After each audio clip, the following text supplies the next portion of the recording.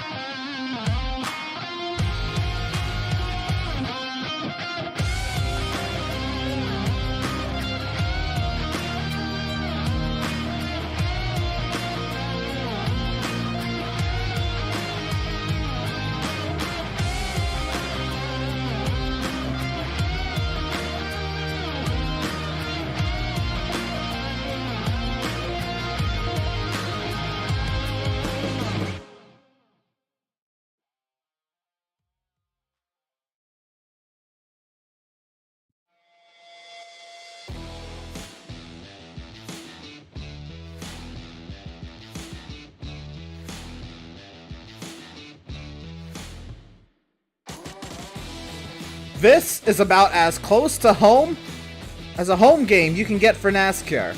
And tonight, the Outlaws Sim Series, they're closing in on the playoffs. And we're taking to this fantastic Charlotte Motor Speedway for, well, quite the event. 250 tough, long laps around here. Good evening all, and welcome to the virtual Concord, North Carolina. Ed Scher is alongside for Vacal this evening, and Ed, we talk about this track as a typical mile and a half, but this one, well, it has its uniqueness. That is very evident when you're driving around here. Why don't you go ahead and tell us more about it? Yeah, I mean, it's one of the greatest skeptical places in all of NASCAR. The home circuit for NASCAR, basically, as you would say, Emerson. I mean, we run the Coke 600 here. We have the Charlotte Roval here when you go through the inner course of the track, as you can see currently on the bottom, under far left of you guys' screen. But there's a lot of historic events have made here in Charlotte Motor Speedway, but I think it's going to be a little bit more different tonight with these new Gen 7 cars. You know, we haven't seen in a while, Emerson, a lot of wide aspect racing. Basically, we're fanning out 3 rows deep, not all the way to the bottom, middle, and high groove. And we're going to see excess of speeds, too. We got a little bit more horsepower than we did last couple of seasons, but this is going to be a little bit interesting with these next-gen cars. It most definitely will be. And again, it's going to be quite a fantastic showing tonight.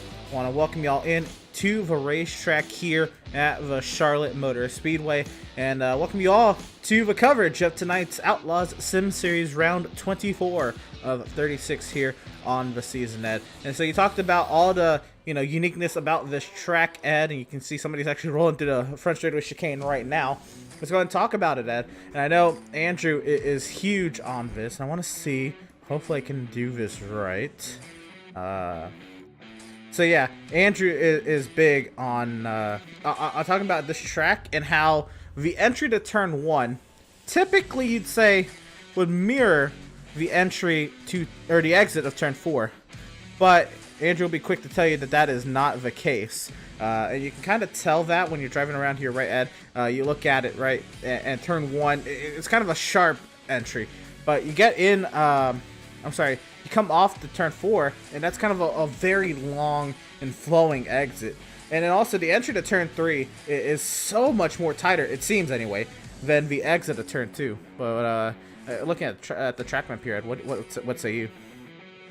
Yeah, I would agree with Andrew, to be honest with you. I mean, turn 1 has, I feel like, a wider, more cautious entry than turns 3 and 4. Turns 3 is more of that tightness to where you have to wrap that bottom or the middle groove over around the corner. We usually don't see a lot of drivers running that high side in 3 and 4, but like you said, it's just at turn 3 and 4 feels forever to me. But 1 and 2, you're carrying a lot more speed off the back straightaway than you are on the front stretch. But the front stretch, it's got that little kink each, just about halfway where the start finish is. You see them on each side. It's got that little bit of a lip where most drivers you'll see cut like towards the edge of the grass, to arc their way going into turns 1 for the following entry into 2. But that's more importantly where I see the difference. Right, and I was trying to get it there. I can't get it at the moment. But again, I'm talking really that exit from turn 4 to that kink, right? That is a much. It doesn't really feel like it, I guess. But if you look at it, it's a longer distance from the exit of 4 to that first kink in the quad oval, to that second kink in the quad oval, to the entry to turn 1. It's huge. It's kind of neat, right? It's kind of one of those things that kind of makes this track in its own, even though it has that typical 1.5 mile shape, right? And we can take a look at again. We'll see it all night. We have 250 laps to kind of talk all about it, Ed. But we look at those lap times, right? And that's what we're talking about tonight. The Gen 7 car here, they can run about a 29.527 here. That's set by Brian Merculo in the Chevy Camaro. And Daniel Molnix right now is top of our practice charts with a 29.9. So we're still about 4/10 off of a fastest Gen 7 time here. But the times are very close here, Ed. And even though there's a lot that this track takes, seeing how close these times are, what do you make of this track and seeing how competitive the times could be? I have a feeling we're going to see kind of a repeat of what we did at like Michigan. I feel like we're going to see a lot more grouped up racing than anything. I don't think we're going to see that one person that steps away by a huge margin of any sorts. I think it's going to be one of those tight packed races to where everyone's going to be fighting for every inch on each car. Each car is going to just be more aggressive to see who can run the bottom better, who can run the middle better, but it's going to be interesting. I don't see this being any kind of one-man show game. Certainly. Speaking about one-man show, Ed, it's starting to look like that a little bit on the point standings. Now, I do know Max is going to miss one of the upcoming races soon. I believe that actually might be next week at Bristol, Ed. But we can look at the point standings now, and Max has a 29-point advantage at the top of the point standings. We're looking at regular season championship right now, right? Because you have to remember, the drivers in the playoffs will be awarded playoff points based on their placement in these standings right here, the regular season championship.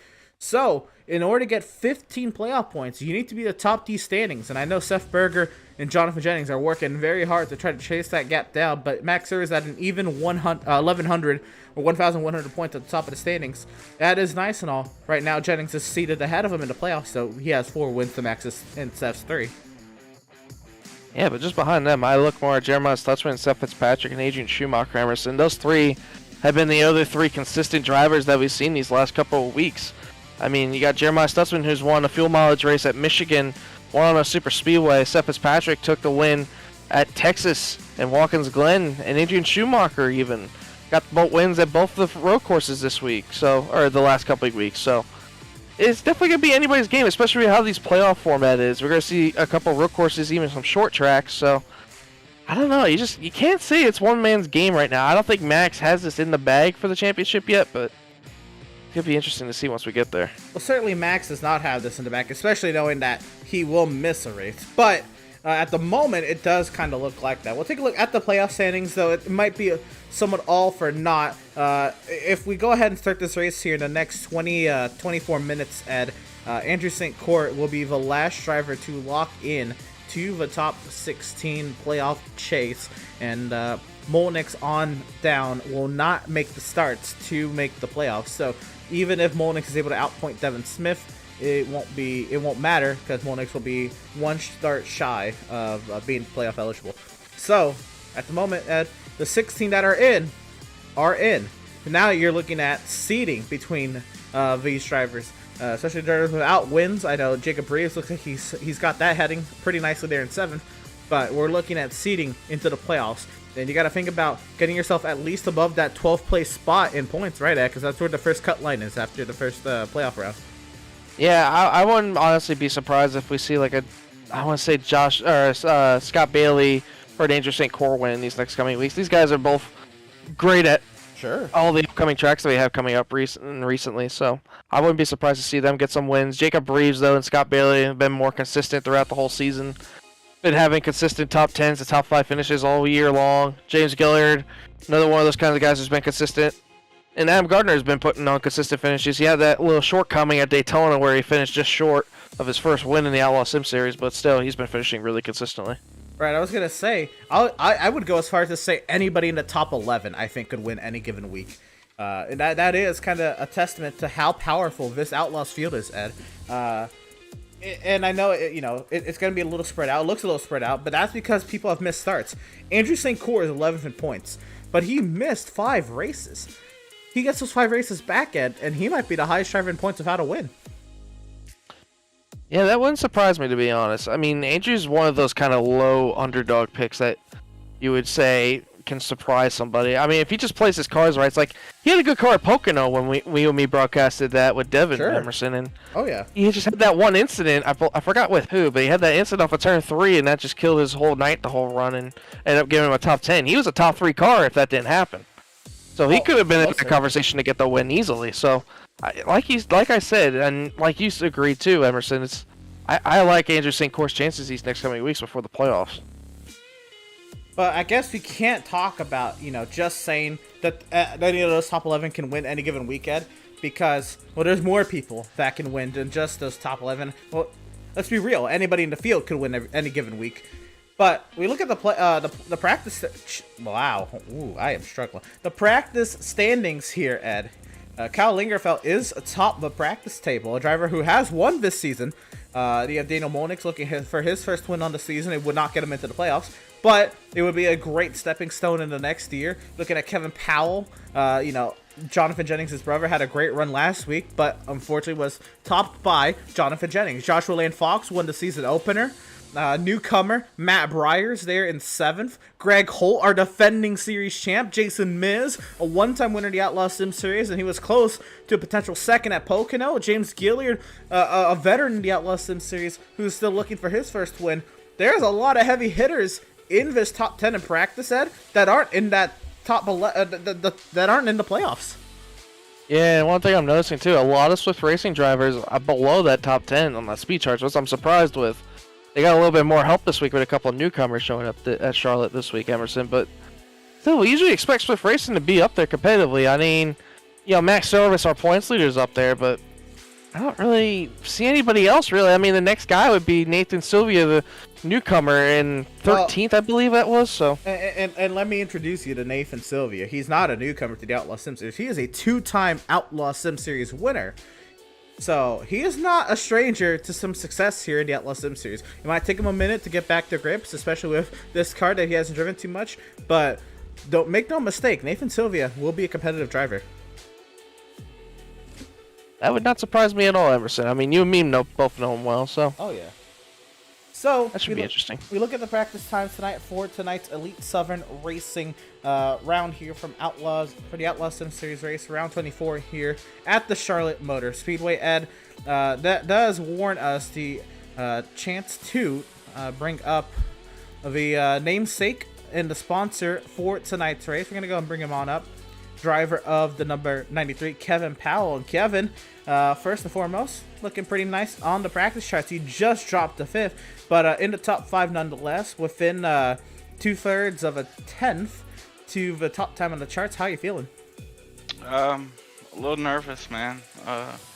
Track isn't ideal for racing right now, I don't think. But nonetheless, this is going to be a tough track and a tough challenge all night long. Before we get to that, correct me if I'm wrong, but you do have some stake in this race. You decided to throw it up tonight under the Elite Southern Racing banner. Why don't you go ahead and tell us a little bit more about Elite Southern Racing? Yeah, so it's actually a league that me and my brother started, and then we brought a few other people that have ran leagues in the past, including Adam Gardner, Daniel Wilkerson that runs Doghouse, and so we started it, just for something for us to do on Friday nights. We understand a lot of people have things to do on Friday nights, but we still want to get in here and race because we have wives and we really don't go nowhere. But yeah, so it's just a league for pretty much like this one. Come in, have fun. We look to be starting the next season, week 1 of this coming season. So we're doing a lot of work trying to get the schedule made up and everything. That's awesome. if people would like to get involved or at least follow along on social media, do you have any outlets you'd like to plug or links or websites you want to direct people to? Yeah, I don't know how I could plug the Discord, but I do have the link for the Discord they could join, or they could message me on Facebook at facebook.com/kpgaming123, or message me Discord, message my brother Jonathan, Adam. Just let us know they're interested. You know, we don't care about the I rating, the safety rating. A lot of drivers that they don't want to run official, so that stuff don't really matter anyway. You know, we kind of police it how Outlaw is policed. You know, we're not gonna allow someone come in and just wreck the whole field. But we understand like people that are new to the sim. You know, they need some learning periods. So and we also like to do one-on-one coaching, training, practicing with anybody in the league that wants it. Sweet. It sounds actually amazing what you and Jonathan are putting together for Elite 7 Racing. I'm very glad that y'all have decided to come aboard and help Adam out and you know, be the namesake of tonight's race. So tonight's Outlaws Sim Series around here at Charlotte, presented by Elite 7 Racing. Now let's talk about yourself personally. You're right now 5th on the practice charts. I know we talked about that a little earlier. You said the track isn't I guess up for racing. It would be the way I think you intended. It's not up to par. What? Well, we've ran a bunch of practice sessions here this week, and the track's the hottest it's been. So you know, we gotta. Even though it's so hot, we're still like tight in the middle, loose off, and I don't know. I think it's gonna be a show for the fans, a headache for the drivers. Oh man, that's gonna be good. And tonight, it's a 250 lap race. I know Outlaws, and you're relatively new to the series, but Outlaws is known for its long races. This is one of the longest. How do you plan to attack tonight, as far as, you know, personal comfort and then yourself in the race? Well, I have a really quick setup. So I think what I want to do is just set back, conserve tires. See how the caution plays out. Only really burn the tires up when I have to. I'm not contending for points or anything, so if I can help my teammate get a stage win or get up in the stage to get the points, then you know I'll do that. But you know, come down to the last 10-15 laps, it's go time. So I'm gonna try to get up here and win it. But the main strategy is save the tires. Save the tires. Right on. Well, again, thank you for helping out here and deciding to bring Elite 7 Racing to the Outlaws Sim Series. Nice partnership here and fun race to do it at here. This very I think it's gonna be physically, mentally tough race here at Charlotte. And best of luck to you tonight as you try to get your first win here in the Outlaws Sim Series, Kevin. I appreciate it. Thank you, guys. Yes, sir. Driver of the number 93, Kevin Powell, out of Last Chance Racing, Ed. And again, 5th on the practice charts. You heard him. He's going to be a team player, but when it gets down to the nitty gritty, it's go time. Yeah, I mean, that's what you have to do when you're a driver. You know, once you put that helmet on, everything just changes. You just focus on what you're going to do in that race car. Well, Ed, we take a look at the practice charts. It's changed a little bit. Justin McMahon, a driver who is, again, making a second start here in the Outlaws Sim Series. He showed up the second. Molnix has gone top of the charts. The times are changing. Also, this is one of the largest fields we've had in a while. 34 cars. I know Adam is smiling ear to ear seeing this car count kind of rise back. But looking at these drivers, these names, any of these 34 kind of illuminating in your eye? I mean, in all honesty, I mean, Jonathan Jennings, right? I mean, you got it. The guy who won last week at Phoenix absolutely dominated, to say the least, but I mean, he's just in that little top 5-ish area on the practice charts, and I feel like if...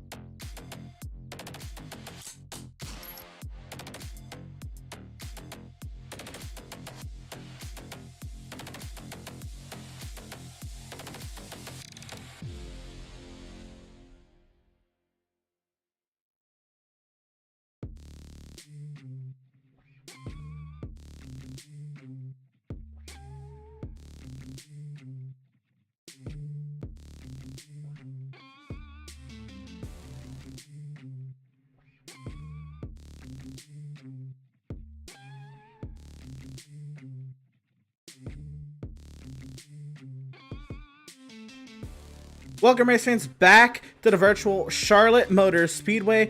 We are now into qualifying. Apologies for the technical difficulties. I should say there was a power surge here, so we were fortunately able to get the coverage back up and rolling very quickly. We are still here. We haven't even started the race yet. We are into qualifying. Once again, do want to introduce myself. I am Emerson Arn. I have Ed Scher alongside. We're here for the Outlaws Sim Series round 24 here from the Charlotte Motor Speedway, presented by Elite Southern Racing. While we're at it, a quick shout out to our partners here at Pit Stop TV, Whiplash Media Sim Cams. Of course, if you want to use this beautiful camera pack or others for your broadcast purposes or whatever the case may be, head over to Whiplash Media Sim Cams at www.pitstoptv.com/whiplash, or you check them out on Twitter, all that good stuff. Simrat Market, if you need a livery or a paint scheme for your car on iRacing, but A, you don't have the time to paint, B, you want another look on style for the car, or C, you just want to support, head over to simratmarket.com, formerly known as Heatwave Designs. You can check out their plethora of paint schemes for a whole bunch of cars on the iRacing service. And again, go ahead, check out simratmarket.com and use code PSTV for a discount at checkout. And a shout out to Permanent Makeup and Cryo in Maine. You deserve the best care that money can buy. Check them out at permanentmakeupinmaine.com. Now, Ed, welcome back. We're here again at Charlotte. Qualifying times, they are being put up there on the left-hand side, and let's dive into them right now. Jennings top of the charts by 7 1/1000ths over Daniel Molnix. Yeah, I mean, those last chance boys, once again, they just show that they know how to make setups, man. I mean, they warned us before with Kevin Powell when we interviewed him a couple weeks back. They said that they work on their setups a lot. So they definitely come to play when it comes to any kind of track. I mean, we saw Jennings dominate last week. Might be a little bit of the same little situation here, but going on through qualifying, we see Max Service, our points leader, going out for his first couple laps. And so we talk about the tires here, Ed. Let's talk about, why is this track so difficult? Why is this track hard to grasp? Why is it hard to be fast here? Just basically, you have to treat this track almost like a super speedway, but on an oval, which is hard to explain. But I mean, you just want to be able to maintain and carry as much speed as you can on both entry and exit, no matter what. As you saw right there, he's about 177 miles on exit. Going down the back straight, you want to get as much speed as you can just out of the corners, and make sure you carry it both on entry and exit to get the best time you possibly can. Max Service coming to the line to wrap up his first timed lap, and let's see where that puts him. That first lap puts him 12th. Still time to gain out there. This is our point leader again. He needs to build up a cushion. If I'm correct, I believe he is missing next week. So everything he can get tonight would be much appreciated to his cause. Yeah, one thing I'm listening to him, he's getting high up on the RPMs. When I was watching Jennings was close, but not as high as I saw Max Service. Max was in about the 9200s. Compared to Jennings, it was just about 91s to 9000s. But Max qualifies a little bit higher there. Second lap definitely is a little bit more better on the first lap. So he moves up to 8th right there on my scoring chart right there, as I can see. But over his third lap, I don't think he's going to make any much improvement, as I've seen no driver really gain a little bit more on their third lap. But we'll see here. He's coming around turns 3 and 4, right? Keeping the grip down that bottom lane, washing it up just a little bit on the exit. Want to get as close to your wall as you can. Not too much, though, as he does improve. Wow. Improved to 7th quickest, and not a bad outing for the Nova Scotian. Again, atop of a point standings, and again, ready to do battle here tonight at Charlotte. Greg Holt has placed at 22nd. He's on his final timed lap here, and this is the final time we're going to get in the session, Ed. Yeah, it's going to be curious to see what kind of time he's going to get. It looks like he's just pulling over. Looks like he's going to call it after that one lap. That'll do that. All right. And so, I believe that should wrap up qualifying, which means that the 91 of Jonathan Jennings is our Pratt Tile and Stone Pole Award winner. Once again, Pratt, Tile, and Stone, serving Central Vermont since 2005. And as qualifying draws to a close, Ed, we're getting ready to hit our starting lineup. And again, this is awesome. We have a pretty stacked field tonight. Returners to the field like Nathan Sylvia, Greg Holt, and then also newcomers to the league that look very fast in practice. And all in all, a large field, which should help us out big time in a 250 lap race around here. Let's go ahead and meet the field. And in run number 1, it'll be the 91 of Jonathan Jennings, the 44 of Daniel Molnix. Row 2, it'll be the 95 of Evan Smith, the 79 of Joshua Slade. Row 3, it'll be the 93 of Kevin Powell, the 20 of Justin McMahon. Row 4, it'll be the 81 of Max Service, the 22 of Jacob Reeves, and rounding out the top 10 will be newcomer Matthew Breyer. Matthew Breyer's in the 94. Julio Villalobos returning to the series in the 45 there in P10. Yeah, in row 6, we got the guy chasing Max Service for that points lead right now, Seth Berger. After a couple of weeks, he should be able to get that alongside him, Seth Fitzpatrick, who's had a couple of consistent finishes. Row 7, Andrew St. Cor, the guy we mentioned in both pre-race that we'll look at for a surprise win tonight, possibly. He got his first win on the season alongside him, Adrian Schumacher. Row number 8, 5, and Matthew Setzer alongside him, Tyler Markle on the 42. Row number 9, Nathan Sylvia, the newcomer, the returner to the Outlaws Sim Series in the 27, alongside him, James Gillard in the 33. Row number 10, Scott Bailey in the 11, another one of those guys I said that could surprise anybody with a win coming up in these next couple of weeks. Finish out the regular season. Alongside him, the 31 of Brad Bothwell. Row 11 will find the 97 of Sam Borden, the 3 of Greg Holt, the defending series champ. Row 12, it'll be the 23 of Vincent Cortez, the 41 of Mike Peach starts 24th. 25th, it's the 7 of Joshua Balliet. The 17 of Ray Schaefer will start 26th. 27th, the 71 of Jeremiah Stutzman. Cal Lingerfeld rounds out row 14 there in 28th. And row 15 brings up Jason Miz in the 24 and 29th. The 53 of Landon Lacey. That name came up out of nowhere. He's here in the 53 there in 30th. A couple more rows here, Ed. Yeah, row 16, Adam Gardner, the league owner, alongside him, Joshua Landfox in the 66. Row 17, Matt Rogers in the 96, and then alongside him, the 67 of Doug Soames. And to round out in 35th place, the 47 of Andrew Schroeder in that good-looking New York Jets paint scheme. 35 cars for tonight's race, and boy oh boy, Ed, we've got quite the show on our hands for tonight's 250 lap event. Let's get down to business. At the weather, they said it was very hot, but that's actually a pretty cool track temp at 78 degrees Fahrenheit. The winds, however, will not be doing any drivers any favors at nearly 14 miles an hour out of the west. And also tonight's stages will be, the top 10 will be awarded stage points at the completion of lap 50, and the completion of lap 113 in tonight's 250 lap feature. Ed, final thoughts before we get going.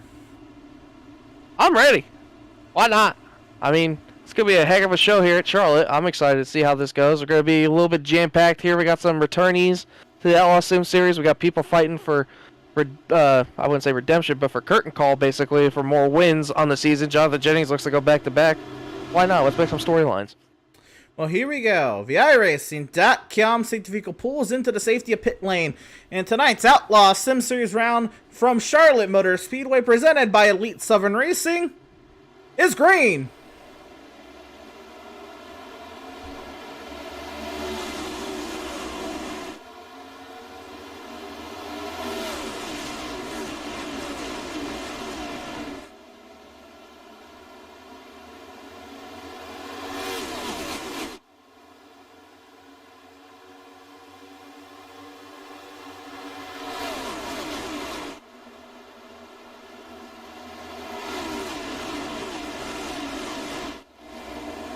Off of turn number 4, Jonathan Jennings to the point and is clear out in front of the race lead over Devin Smith, Joshua Slade, Justin McMahon, Kevin Powell, and now Matthew Breyer's up to 6th, Service 7, Villalobos 8th, Reeves 9th, and Adrian Schumacher to top 10.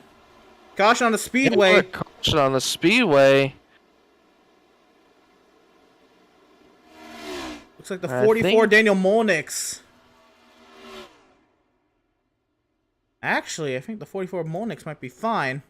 And Molnix had a pit road penalty. I heard he had a restart violation on the start, according to the race control. So Molnix was serving his black flag.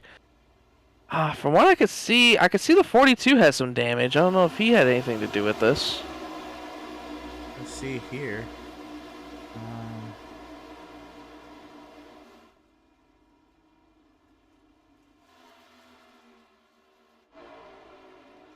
Can't make out anybody really in trouble here. Try this one more time. Oh, Gardner disappeared for a minute. I see that. No.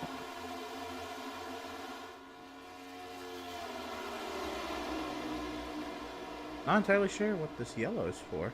No, I heard race control say caution. I just don't see anybody that... Let's go back to the start, and we'll try to take an overview of this restart here. And we'll watch this kind of back half of the field. Pretty wide tower here, so we can see what will happen here. Clean here, clean here.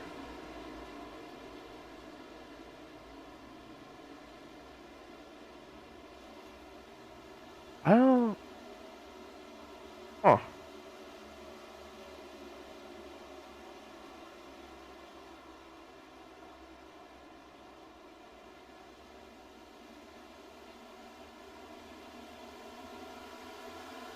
Onyx pits.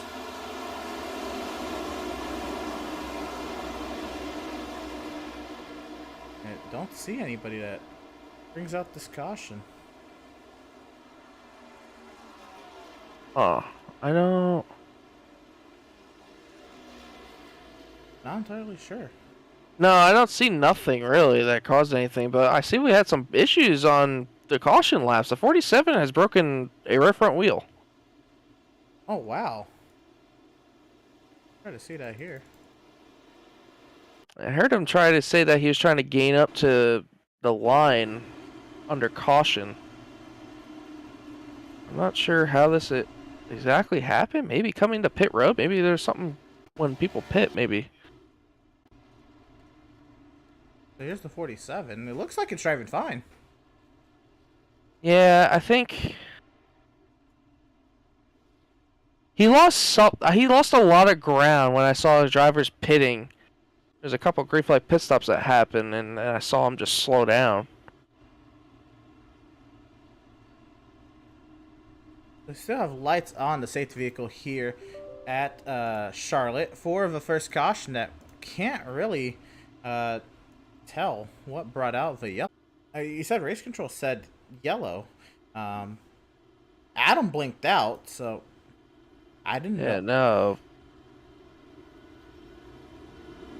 I don't know what's going on exactly. We tried our best with deductive reasoning and replays. We cannot find a cause to the yellow.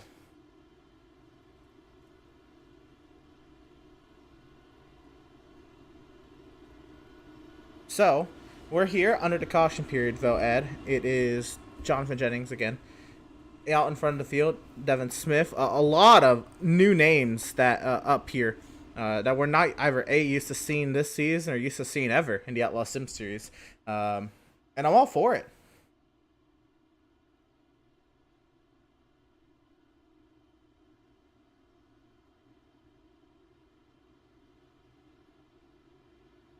So here we go. We should be coming to the choose here.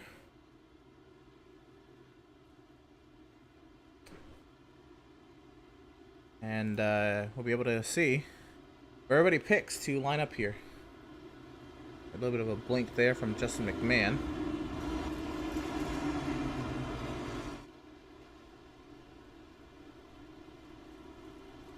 So see most of the picks being made here, Ed. Any shockers or any changes up here into the top 10 that catch your eye?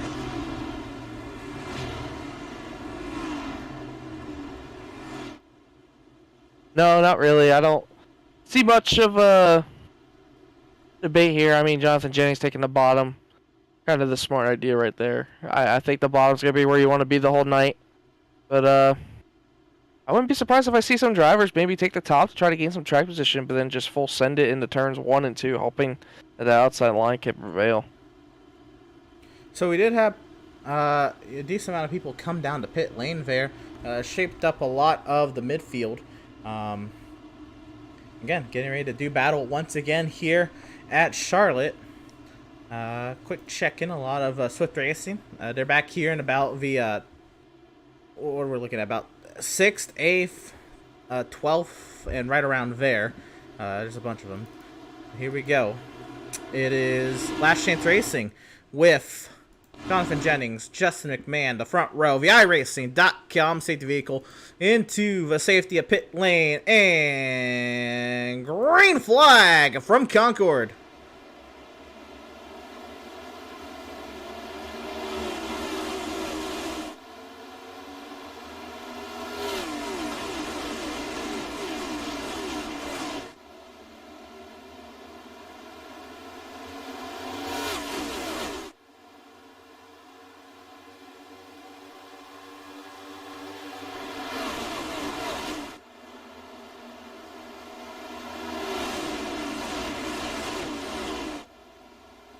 Off of turn 4, it's still Jonathan Jennings, and here we go. This is somebody I've been waiting for, Julio Villalobos. He had a good chance last time out when the Outlaws Sim Series headed to Charlotte. He was fast, and he is on the aggressive early here. He is already up to 8th, and he is looking to keep moving. Yeah, how about Julio Villalobos? I mean, he had a couple kind of silent top 10 finishes. The last I remember correctly was Texas when I recovered that. Sure. He had a great top 10 going on, but kind of one of those underrated drivers we don't see a lot of. Oh, he gets a little loose right there on the top right there of the 82. That's a lot. We're going to see a lot tonight, Emerson.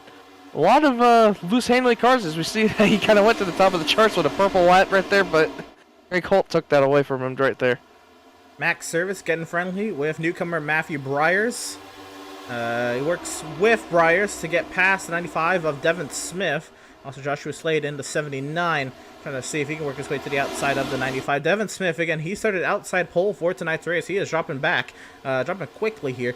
But no need to sound the alarm just yet, Ed. There's, this could be a tire-saving game.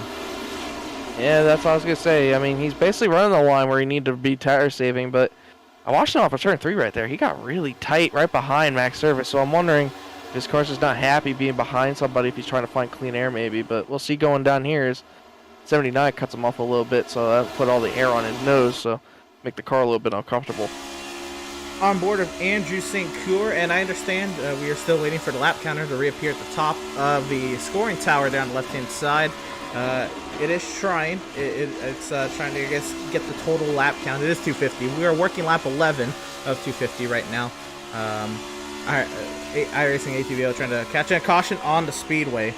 This time looks like Joshua Land Fox involved, Matt Rogers. Trouble here.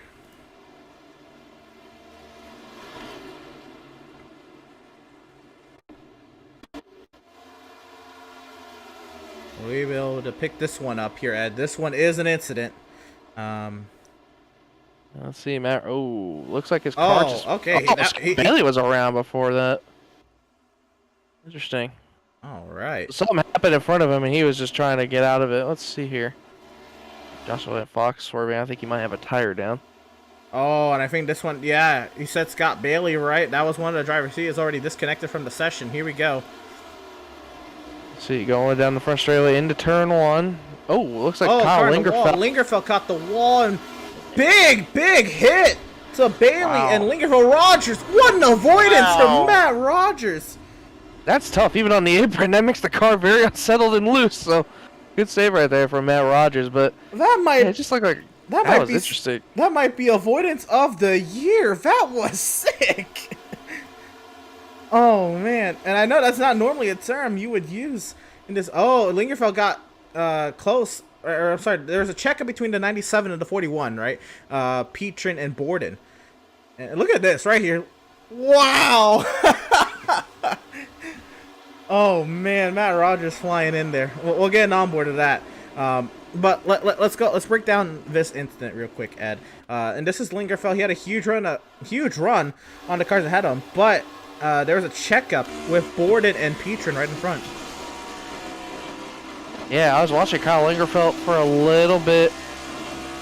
He's running the bottom lane right there. Ooh, the 5 of Matthew Setzer almost hits the wall up there. But it looks like he gains a run on the 41. 41 checks up. The 41 just washes up into the 65, causing some contact. And then just nowhere for anybody else behind him to go. Scott Bailey, unfortunately, just say, oh my goodness. He about clipped. I believe that was James Gilliard he almost clipped. Yeah. Holy cow. And now this might be one of my favorite replays ever. This is going to be a good one. See if I can... Is it the Matt Rogers on board here? Yes, sir. That is what I'm looking for. Here we go. On board Matt Rogers. Check this one out. So here he is. He's a little ways back here, so actually does him very well. But he sees the wreck, slows down. Car's coming back down the track. He clips the apron, but it helps him. Yeah, I think he saw Scott Bailey and Kyle Lagerfeld sliding back down the track. He's like, oh, I can't do this. I gotta go lower. He just kept it full throttle, hoping he'd make it through, and had to catch that apron a little bit. But that was one heck of a save. Definitely gotta keep that in the memory bank for possibly top save of the year. That was amazing. Hey, how about this for you, man? Jimmy Johnson fan. Look who's out front leading. Yeah, Matthew Breyer's repping the Lowe's for Pros colors. That basically didn't get a lot of front time on the camera view when it ran first ran. For wins in it, 2018. Charlotte was going for it. Final lap, final corner. Just wheel hop, got a little too tight. Thought the choose was there. Caution's actually gonna take a pretty long here at Charlotte. But you're right. Matthew Breyer stays out. Devin Smith, you saw him dropping back early on, Ed, and he is now up to second as a result, I'd imagine, of not pitting. So track position is probably gonna do wonders here with a 35 car field. Yeah, it'd be interesting. I like Devin Smith, what he's got going on right now. I mean, he's running that bottom lane, chilling out up front, but I haven't heard a lot of this 94. I don't know if you know a little bit more than I do about him, Emerson. No, he's a newcomer to the league, so we're going to find out together about what Matthew Breyers is. Adrian Schumacher, there in third. I'd imagine also he's definitely a driver who takes care of his stuff early on. Julio Villalobos they're up to fourth. Andrew St. Core fifth. Seth Berger, Landon Lacey, sixth and seventh. Jason Miz eighth. Sam Borden ninth. Daniel Monix. The top 10 this time, I believe, should be the choose, if I'm not mistaken. And this might... Yeah, I don't think this is going to be necessarily the camera. Oh! It might be the choose cone. No, it is the choose. I was more or less thinking the shot. And Landon Lacey has not picked the lane. I think he meant for the bottom and just stuck it in the middle. Intriguing. Drivers making their choices, coming across the line. There we go. Hopefully time and scoring will get caught up here on the restart. I know when there's a graphic reset like we do there, it likes green flag laps to try to get caught up with the lap count. So, Matthew Breyers, Devin Smith, Schumacher, Villalobos, St. Coeur, Berger, Miz, Lacey, Borden, Molnix, Rogers, Jennings, Service, Slade, McMahon, Cortez, Holt, Reeves, Sylvia, and Balliette. The top 20. And we still have 32 cars running? 31 cars running. And Jeremiah Sutsman bringing up the rear. Nobody a lap down yet. We haven't ran long enough to lap somebody just yet. So, here you go, getting ready to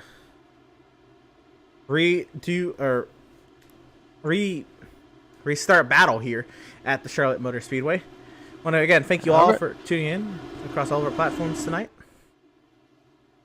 Facebook, YouTube, Twitter, and Twitch. And here we go. The field into the restart zone and racing once again from Charlotte.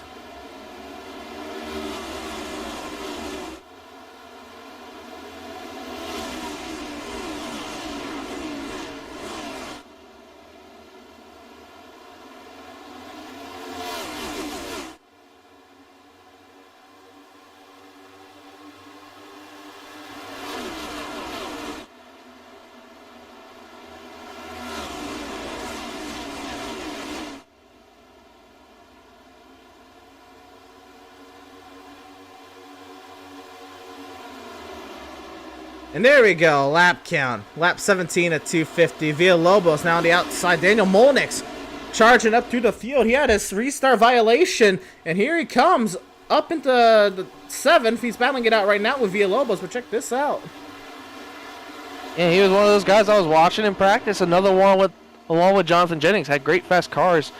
Both of them were working on long run speed too. I was watching Molnix a little bit. He's trying to figure out what kind of car he had for the long run, but you can see here he's making up some time. Behind him, Jason Miz behind him, making some time there as Matthew Byers sets the fastest lap of the race so far. But I just noticed on that restart, Emerson, that bottom lane really takes off more than that top lane on the restart game. So that's gonna be interesting to see how people may react future on the choose cone basically, if they want to start up top compared to the bottom.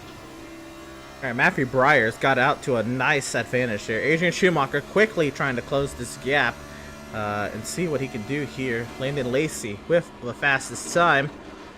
He's right there in that 5th position trying to close in on this battle. And you can hear that. I know not you specifically, Ed, but for those watching, you can hear the floor scraping along the bumps here at Charlotte. And again, into turn 3, that is a massive scrape. That is, the floor slamming the racetrack, the bottoming out, and that's fine. It's built for that. These cars are slammed to the ground, and that's just being put on here. Greg Holt, fastest lap there. He is down in the 13th position. And Schumacher trying to close this gap, not able to do too much damage yet. No, not be able to do too much damage yet. Well, I'm watching for Adrian here. He's getting a little bit more clean air on his nose compared to the 94. The 94 has a little bit of a later kind of like apex to the bottom lane in that 3 and 4 as you saw there compared to Adrian. He got off a little bit later on in the run, just about halfway through the corner. Let's see if he does it here in 1 and 2. Yeah, he does it in 1 and 2 the same way, but Seth Berger looking to make moves on Landon Lacey returning here. Oh, he got passed. Excuse me. So Landon Lacey moves up to now in the top 5, now in 4th position. Landon Lacey's been around here in this league, if I remember correctly, Emerson. He's won a couple races. He's won before. He's won 3 or 4 races. He's not playoff eligible last season, as he only made a certain amount of starts. But, right, Lacey had a few goes in the Outlaws Sim Series, so was not expecting him to show up tonight. And we got a passer lead. Adrian Schumacher darts to the inside of Matthew Byers, and Adrian Schumacher leading here at Charlotte. Sideways off the corner. Byers wants another go. Yeah, can he hold off for it longer? Byers had a better run on exit compared to Schumacher. Looks like Schumacher about slid it up there going up into the corner to gain that lead, but I'm watching behind them too. That 95 is Devin Smith is starting to show his little force here, gaining up to these leaders, but not a big gap right now to many of these leaders. Everyone's still tucked in just about.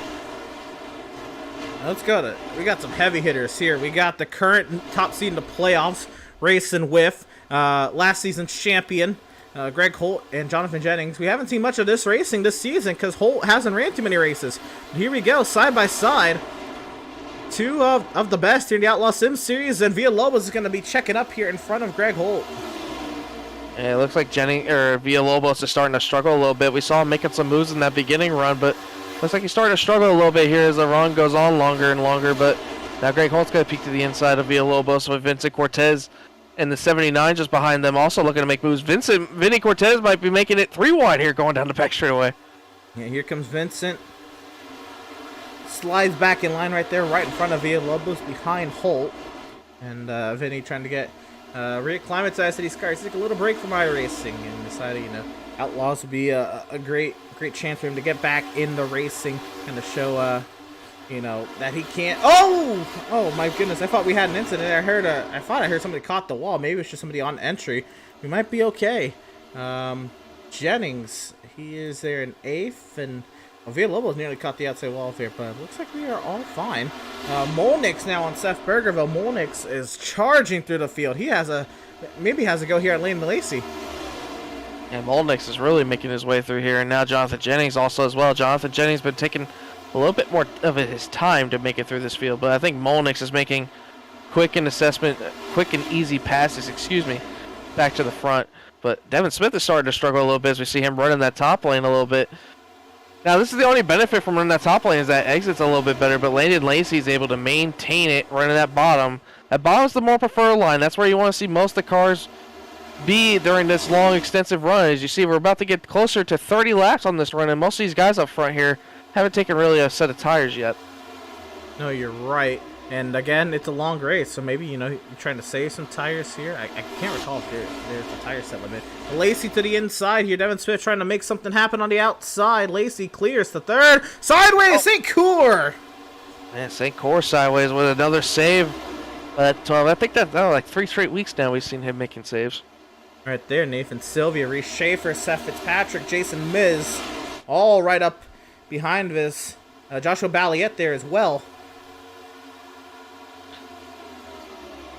Yeah, we didn't talk much about Seth Fitzpatrick. He only started outside around 12, but I haven't seen him up. Was that Jason Miz in the wall? Miz, I think, caught the wall.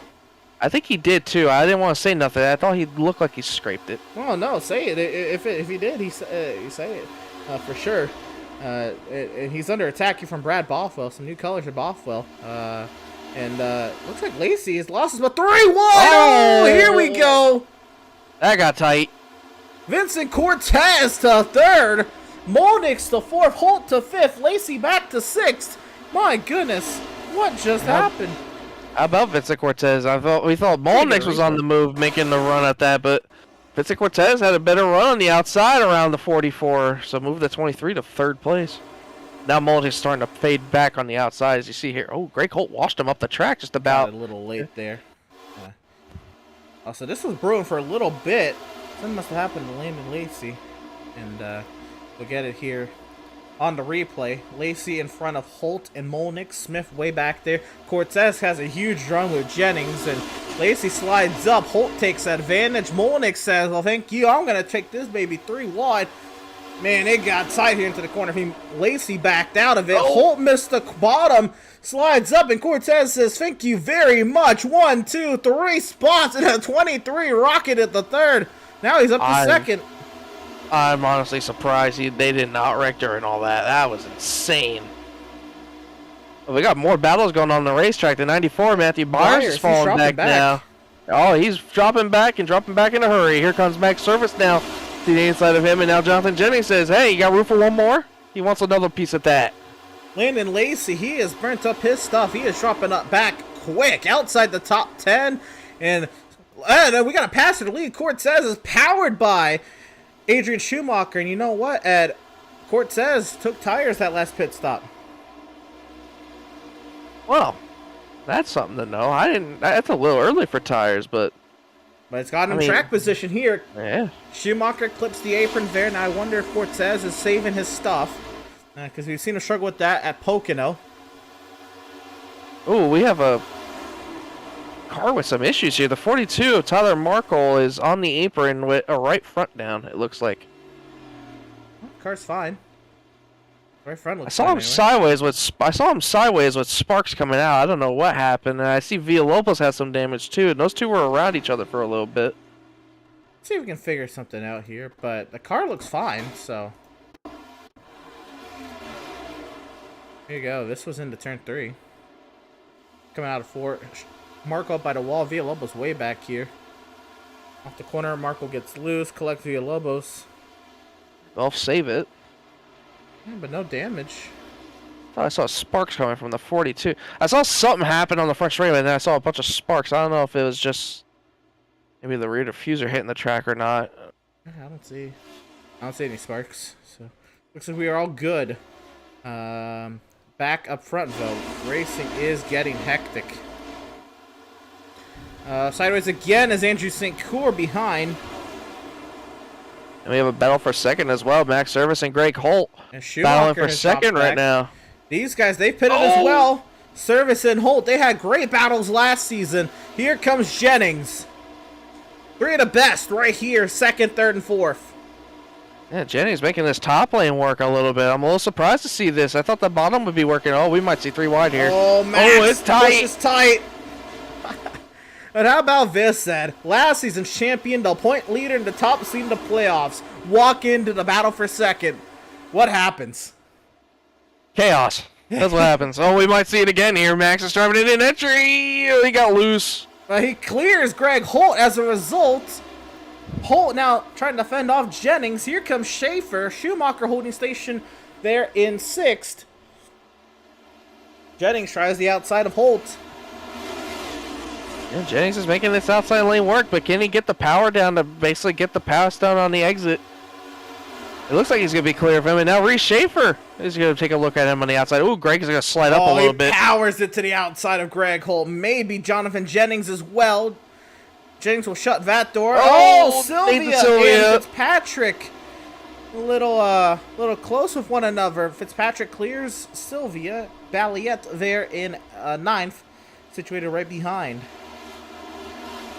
Yeah, I think Greg Holt's tires are starting to fade away a little bit here. I think he's been trying to fight him off a little too hard. And look, why did I say that? Reese Schaefer got back around him a little bit there. Or, excuse me, Greg Holt got back around Reese Schaefer. Yeah, excuse me. Schaefer got loose there off the corner. Now Reese is going to have another taste of it. He's going to go to the inside this time. They're side by side into the corner. Schaefer down low, trying to make something happen. Clears Greg Holt and Schaefer into 4th. Looking at Jennings up ahead. All this is going on behind Vincent Cortez, but for how much longer? Oh, Greg really sent it in there into 3 of 4 and tried to get to Reese Schaefer, but just about took his rear end off just about. But all the saying that, Joshua Balliet just got around Agent Schumacher for 7th place. So moved 7-car Joshua Balliet to 7th. But Max Service is starting to run down his prey right now of Vincent Cortez.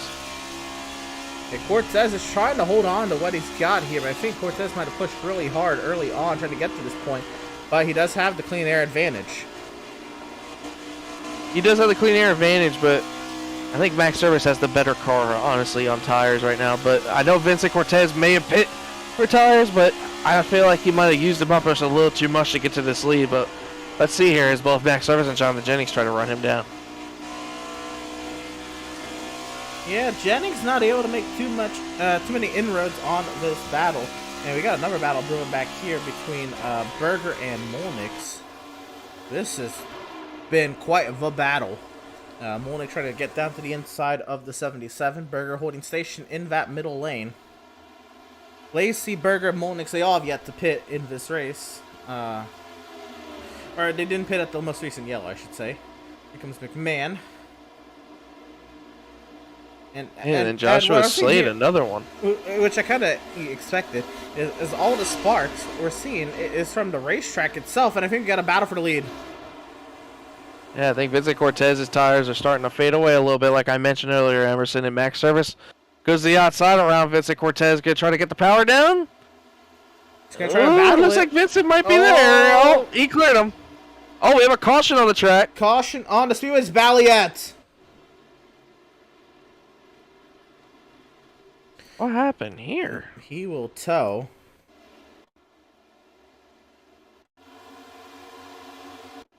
And we've got it pulled up here. This is the 7 of Joshua Balliet right behind the 2 of Fitzpatrick.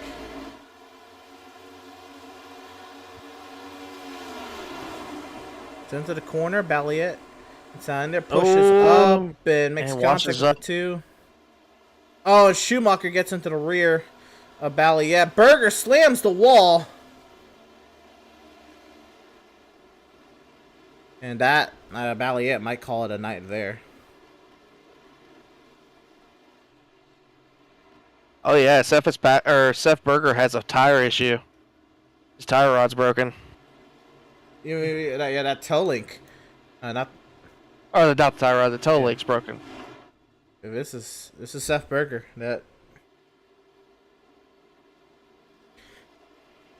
Seth Berger is in trouble here. That was a big hit. Yeah, this is gonna be an extensive repair too. He's gonna go multiple laps down. This takes a minute to fix. So his, I guess, positive is that cautions at Charlotte take a little longer, so he won't lose as many laps. He can get down to the pit lane now. But this is unfortunately, this is another week where Seth Berger has had some issues, and you wonder if you're a Seth Berger fan if he can clean it up before the playoffs.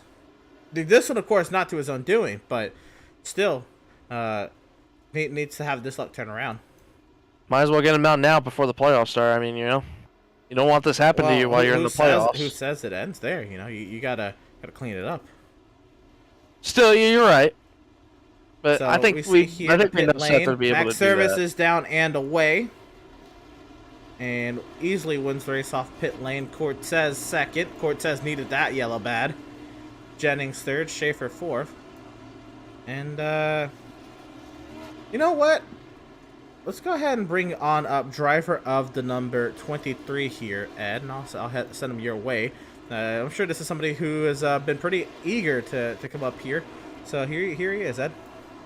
Driver number 23, Vincent Cortez. Vincent Cortez. It's the boys of Busy Got Copy.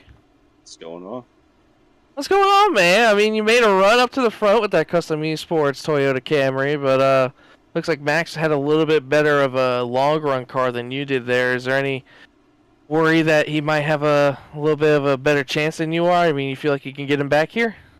Right there, I'm gonna be honest. I was having a little fun because going through practice and everything. The setup, no offense to Max, felt it was lagging a little bit, so wasn't really expecting to be that fast. So if I had the chance to go for the lead, I was gonna have a little fun with it. But now that I'm up here, get settled in, I think I can set the tires a little bit more.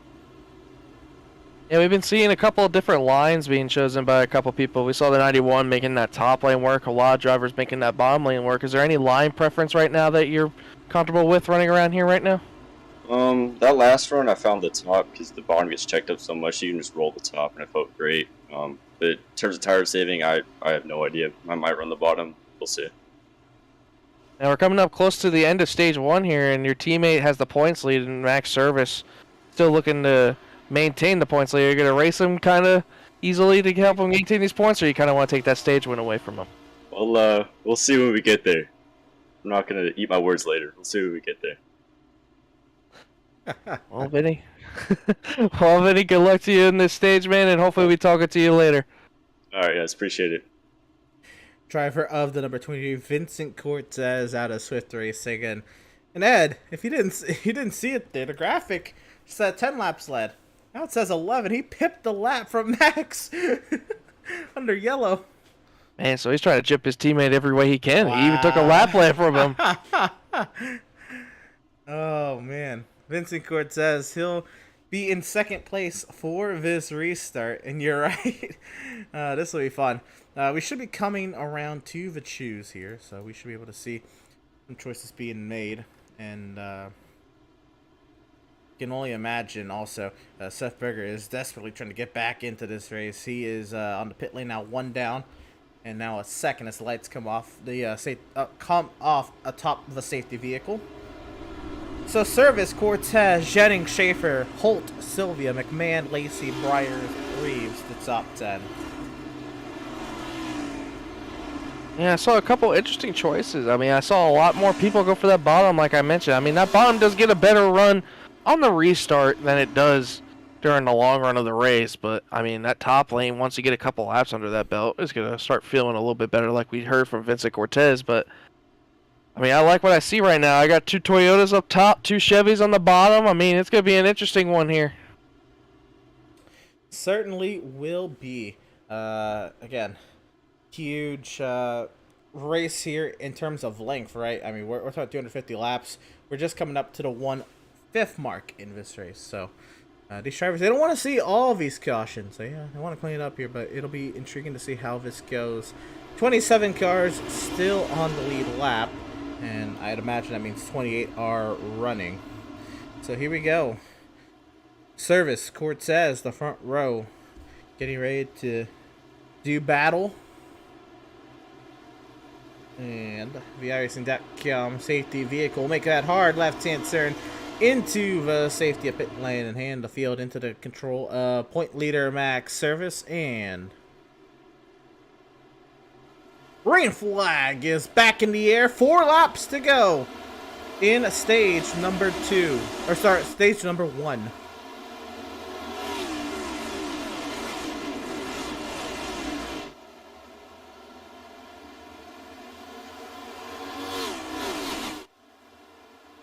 Oh, wreck in the back. Big hit for Jacob Reeves, Layden Lacey's involved. Doug Soames, bigger hits going on in the back. Andrew St. Cyr is back there. Matt Rogers, huge accident on the back straightaway. They done on the 96. And many more. They done for the 24 of Jason Miz. Goodness gracious. Wow. Last time I checked, I didn't think we were at a super speedway, right, Emerson? Well, you know, it's been a while since we've had this many cars in an Outlaws Sim Series race, and I think it was, so at the front of the field, Matthew Setzer got loose, and, big hits for Jason Miz and Andrew St. Cyr. Massive hits. That is St. Cyr's night over. That's both front tires for the 12th. I'm seeing a lot of evasive maneuvers through this pack, too. I mean, James Gilliard with a near miss.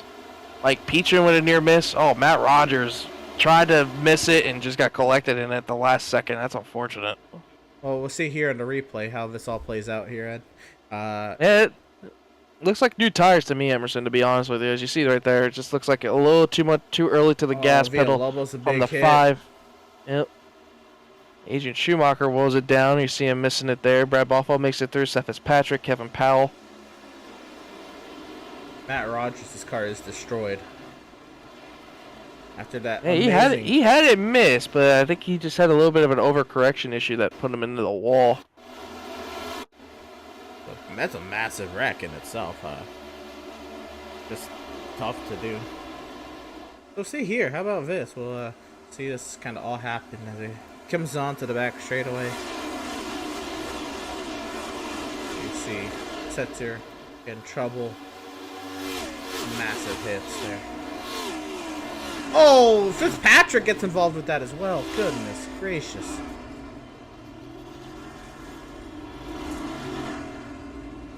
Hit after big hit looked like there. This is one of the first times in a while, Ed, though. That means the stage is going to end under caution. And we'll at least wait for this lap to come around. I don't imagine Max Service will pit if he has the stage win pretty much hand in hand right here. But we will see. Stage 1 will come to a conclusion in about 1 lap's time. See. Or was Vinny going to sneak it on him maybe? Watch him on the outside here. He might try to sneak him like he did the lap.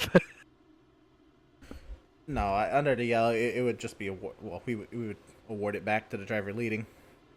So yeah, Max Service stays out. I imagine he will make his trip back around to the front straightaway. So let's go ahead and bring on up at least the driver right now in line to win stage number 1, Max Service. And Max, I'd imagine you're not going to pull off into the pit lane here before the start-finish line here.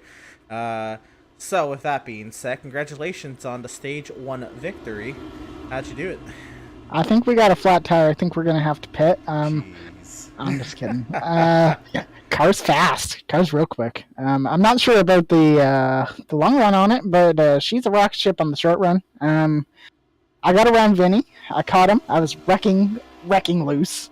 Just catching him, and he let me go, and then we got a caution, and then, well, I didn't lose the lead on pit stops, and, well, we're here.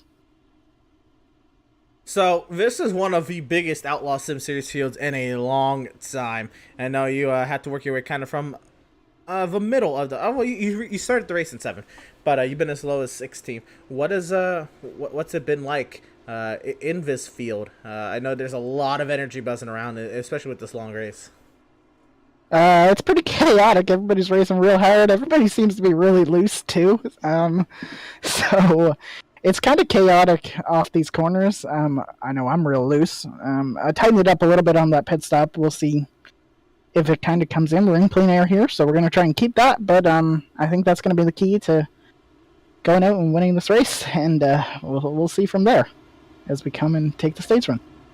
Yeah, we interviewed Cortez on the last yellow, and we saw he pipped the lap from you, so, and was a little concerned if you were gonna even get your stage win there, but you do. So for this restart here, do you plan to attack early, or are you just gonna take it easy and let things play out? Oh, we got a real fast race car, so we might take him to Gapplebee's. We'll see. I don't know if we can. It's not quite the same setup in the other Swift racing cars as what's in this 81 car. It's actually, there's a pretty big change, or 12 in it. Or 12. Well, it might be close to that. We'll see how this thing goes. We're gonna try and go win this thing. There you go. A stage 1 winner and regular season point leader, Max Service, right now trying to see if he has a chance to catch Jennings' 4 win total on the season. Best luck to you, Max. Hopefully we are talking to you a little later on. Yeah, I hope so. We'll see. Driver of the number 81, Max Service, and you see here, you said he said he made a couple adjustments to the setup, or 12. So it's intriguing to see. He's up here with a couple of his teammates. He's got Holt behind him, Jennings and Sylvia, Lacey, McMahon, Briars, and Molnix as the iRacing.com city vehicle scatters for the safety of pit lane. We are racing. Green flag is out. Stage 2 is underway.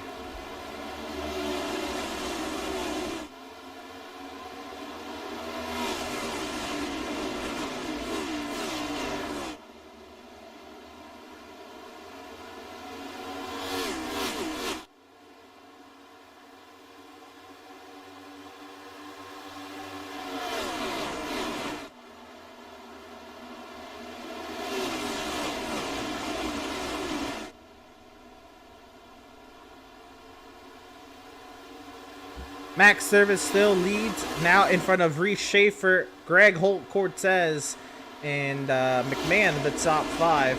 Here comes Greg Holt. He was taken advantage of early. I think Holt is up the ante here on his restart. Yeah, I just hope he doesn't have the same repeat of what he did that last run, too. Remember, he was one of the ones that was falling back after burning up the stuff. Look at that guys, stun. really deep.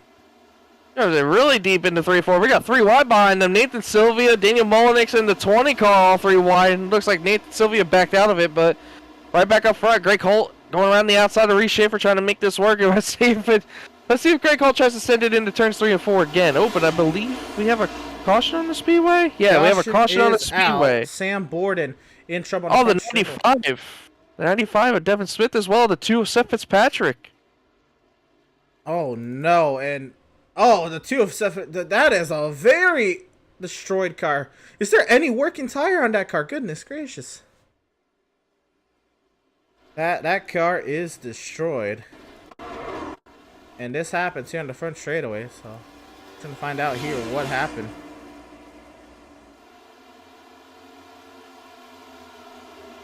So here we go. This is the 2 of Fitzpatrick, 95 of Devin Smith.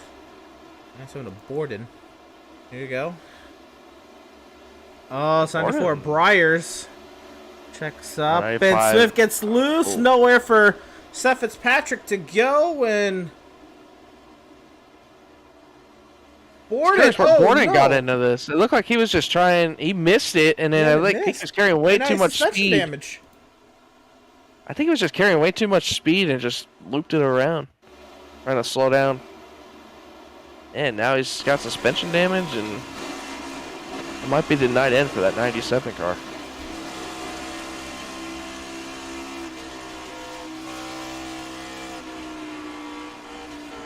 He comes in here. Yeah. Oh. He was just off balance. Yeah, he just didn't have the car, basically. He wasn't in control of the car. Yeah, he threw the weight around, right? And with the low center of gravity these cars have, the car did not like that. No, these things are way heavier, so they're more aero sensitive than anything. So it's really easy to spin these things out. Catch a little late here. I wanted to get this on board with Devin Smith. Let's try this one more time. I wanted to see if he lifted for the 94, and that what got him to be loose. He got this run. He did lift for the 94, and he had to chase up the track. Yeah, he clipped the apron I don't too, think like the the apron 94. did much of that. I think you have to chase the car up the track, and when you chase it up the track, you shift the weight around, and he went around. Yeah, also when you chase it up the track, though, you have to let off the gas a little bit to keep it steady, you know? So, it could be a little bit interesting. And that is Devin Smith's night over. And looks like we do have, we have the opportunity. He is back in the race. But his competitive night is pretty much over. We are going to talk to the driver who got involved in that incident a couple yellows ago, Seth Berger. And Seth, you were involved in that incident. I know Malenko had gone around, and it was just hard for you to avoid it. What happened there? I guess what was the course of action in your mind as you were approaching it? I was gonna try to shove it below him, and then when I committed to going low, his car started sliding low. So the only other option was either go right into him or try to go right and see what happened, and try going right and broke a tie rod. Yeah, heavy right front suspension damage, destroying the right front suspension. I know that's a lengthy repair. You were able to get that repair done.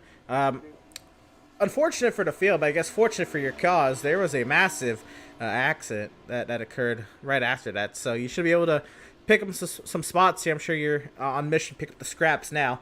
But overall, this is kind of a rough stretch for you. How do you plan to bounce back? I'm not too concerned about it, to be honest. I think the pace has been there. Phoenix, I fell off a cliff, but I started coming back really well, and car just bottomed out with all the adjustments and wrecked there. But I think I could have got a top 5 there. I think this could have been a decent race, another top 5-ish car. I wish I took tires on that first pit cycle there under caution. But I'm not too concerned. I think it's just eliminating mistakes. Last week was a mistake. This one was just an unfortunate event, and we'll just keep on fighting, man. Right on. Seth Berger involved in that incident a couple yellows ago. Destroyed the car in competitive night over 4-77. A fortunate night for you, Seth. Best luck to you in the coming weeks, though. Hopefully we're talking to you more then. All right, thank you. Driver to number 77, Seth Berger. And, yeah, 1 to green was given there, and next service is down the... Why are we 3 wide? What is happening here? Saving fuel, maybe? I know you can save a little bit more when you're on the apron. I don't know if it works here, though. No, that's true. I was more or less on the... Why are we 3 wide? Maybe the fuel number is that tight, though, Ed. You're right. Maybe the fuel number is coming into question. Just possibly. Oh, we see Adam Gardner going back there, too.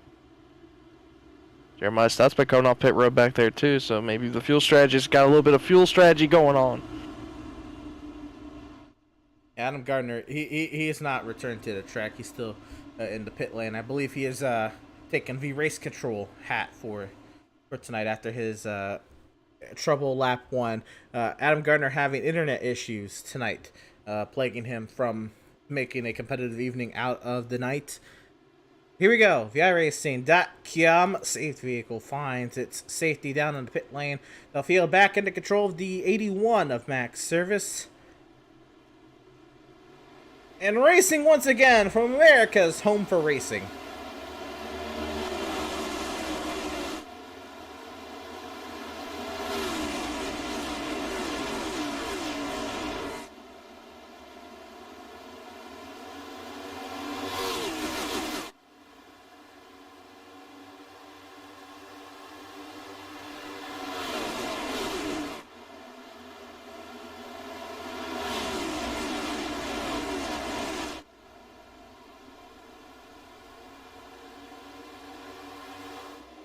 Service leads from Schaefer, Holt, Cortez, and Molnix.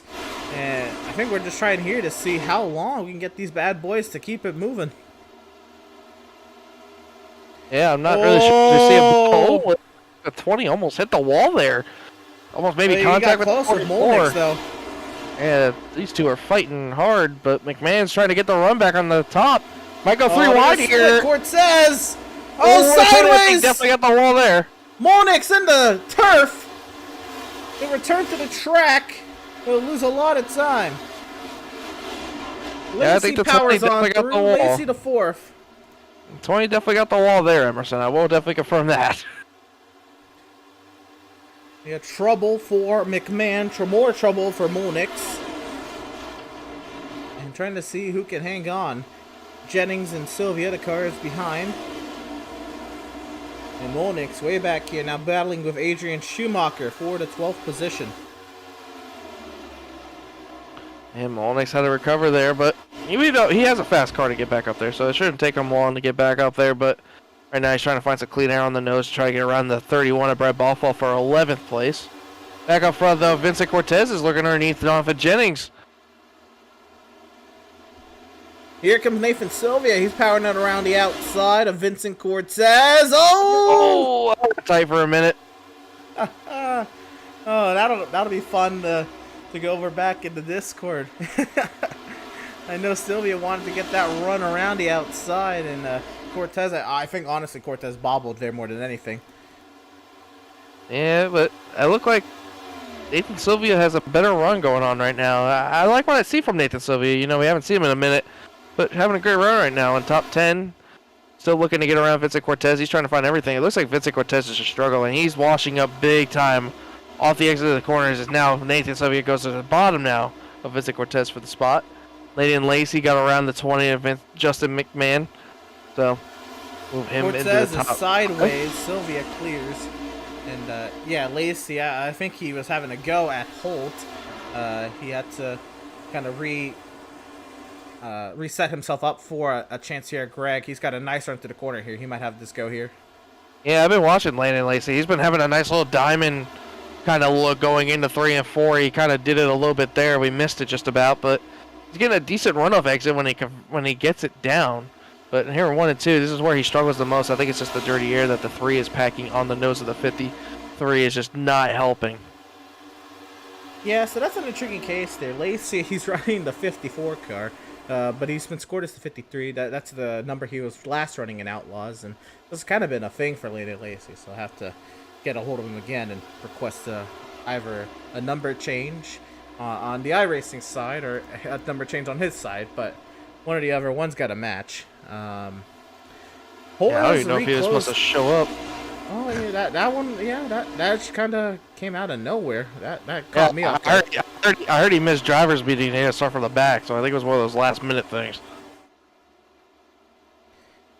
Greg Holt having a run here on Reese Schaefer. This was Holt. He lost a lot of time to Schaefer initially, so he is regaining this time back on Reese, and see if Holt has a go at Reese Schaefer. It's been a long time since we've seen the 17 and the 3 battle it out here in the Outlaws Sim Series. You have to go back to season 1 where they were battling it out on short tracks. Oh, Nathan Sylvia, a big dart to the inside of the track.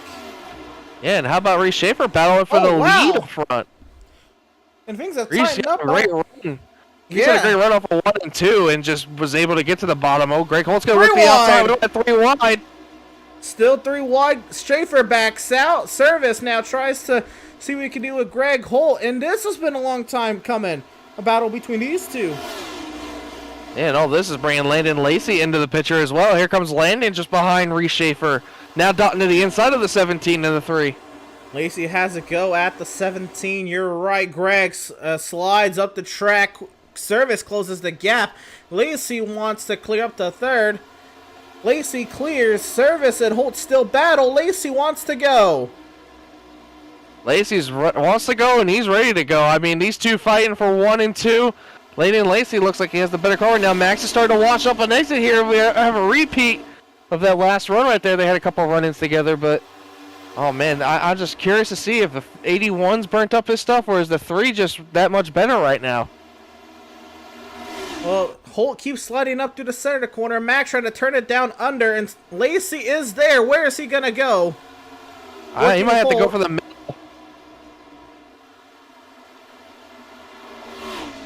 Still side by side for the lead. Service working hard on the inside. Service trying to clear Holt. He's cleared Holt. Lacey dives to the inside of the 3. Yeah, Holt wanted to try to get back to the inside of the 81, but the 54, or 53, excuse me, either one, but they were trying to get next to each other. As I hear wrecking going on, oh, the 44's around. Monix and Powell, and looks like Petrin and Bothwell involved as well. Caution comes out. And Monix's competitive night is over. Yeah, I see the 31 with some damage as well. The back end's kind of broken up off of that. The 45 has some front end damage. Damage to the 93s right front. So a couple cars involved in this. Bothwell and Molnix. Down here position, slight contact there. All fine. More contact. Molnix just turns Bothwell. And nowhere for Villalobos to go. Petrin eats the wall up top. I think Molnix was just trying to side draft him, but he just straight up turned the 31 on corner entry. Yeah, it didn't even look like he was going to make the entry in the corner. It didn't even look like he was going to turn in. Yeah, that's what I'm saying. I like a look. Yeah.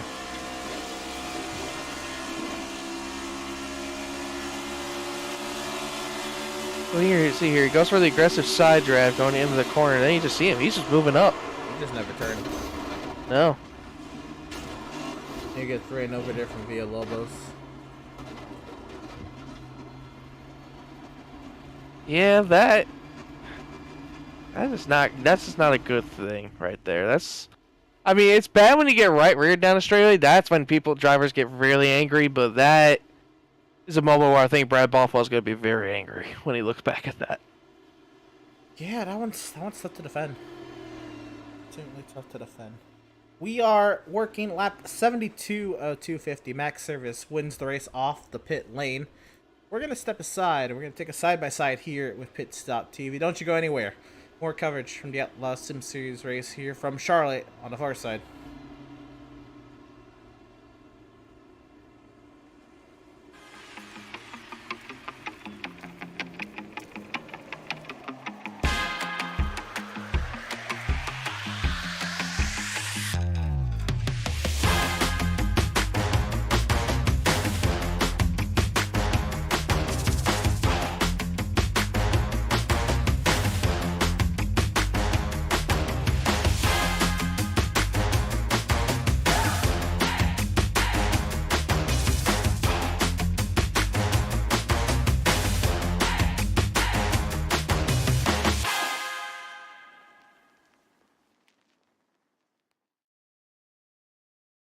After months of quarantine, we're all interested in how we can become our best self. The team at Permanent Makeup and Cryo is here to help you get the flawless makeup look every day without the extra effort or time.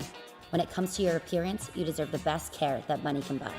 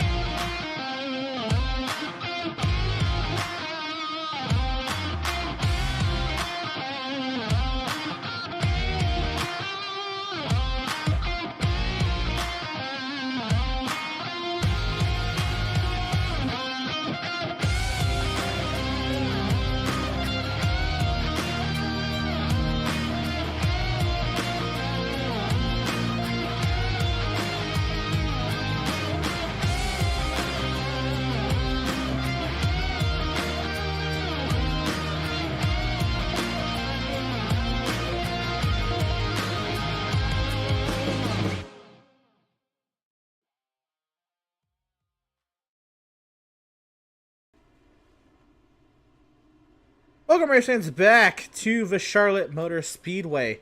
And Max Service is your race leader. Greg Holt, Schaefer, Lacey, Jennings, Cortez, Sylvia, Briers, Gilliard, and Slade. Coming to the choose. Let's see the choices. And I think it's going to be steady about this one. I think Max is going to take the bottom along with a couple others. Reese takes the bottom lane. Lacey, Greg Holt on the top. Nothing really big surprising coming out there.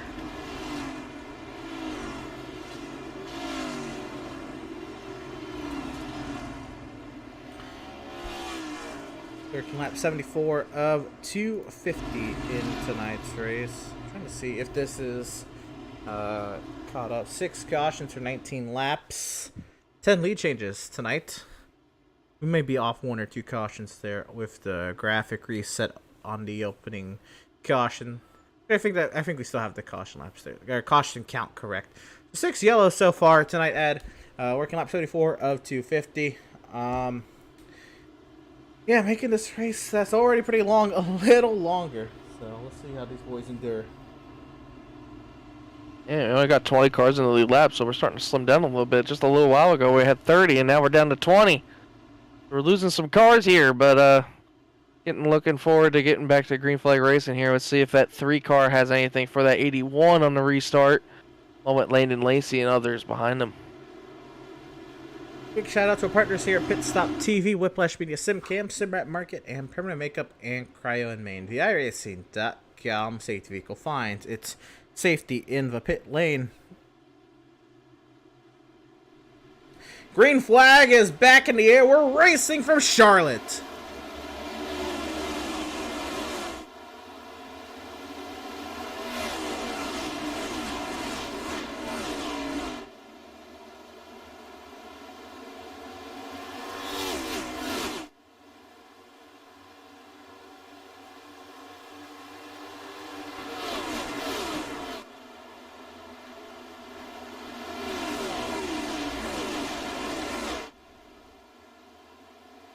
Service, Schaefer, Holt the top 3, Jennings, Lacey the top 5, Briers makes his return up towards the front there in 6, Cortez, Slade, Gilliard, McMahon the top 10, and Lacey trying to work on Jennings.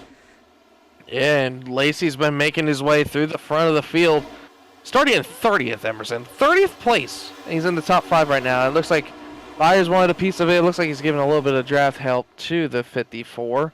Landon Lacey, but looks like Landon's going to clear Jennings easily on the bottom. Right, so Lacey, yeah, you're right, he had to start from the back. He got up here via pit strategy. He did not pit one of those cautions and fell back to only 11. So half the field he got through just by staying out on the restart, under a yellow. But undeniably, there's still speed in that 54 machine that he has been able to keep his pace up here. But he has not been able to get to the lead just yet. Not been able to just run away with this. So Lacey's still having to do work. And admittedly, you know, it's a tough field, tough road to hoe for Lacey. With some of these names that he hasn't seen in a bit, hasn't seen. He's never raced with Jonathan Jennings before, as far as I'm concerned. But here comes Lacey with a purple lap time. Yeah, Lacey with a purple lap time, get around Reese Schaefer there for 3rd place. Reese Schaefer starting to lose some spots a little bit, lost 2nd to Greg Holt, and now to 3rd to Landon Lacey. So Reese Schaefer starting to fall off a little bit. Might be a little bit more of a tire-saving role for the 17, but Landon Lacey starting to slowly but surely make his way into this top 2. Now trying to look to the inside, possibly into turn 1 on Greg Holt. As Greg is starting to show a little bit of weakness right now to the 54 machine. You say that, and yes, to compare it to Lacey, definitely. But let's be real. Greg Holt has not ran in quite a few starts. He made 1 start back at Pocono. I don't know if that was, you know, really him being back into it. We haven't seen Greg Holt really compete this season. And here he is, right up front, right in the middle, right in the midst of this lead battle. I feel like this car has taken a long time for Greg Holt to get used to. And I think finally, at least tonight, he has shown that he is used to this car in some sort of capacity.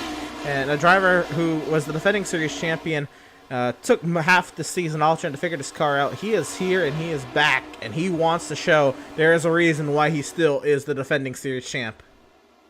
Yeah, I honestly hate to say it, Emerson, but I think if I remember correctly, the last time I remember him being competitive was at Kentucky.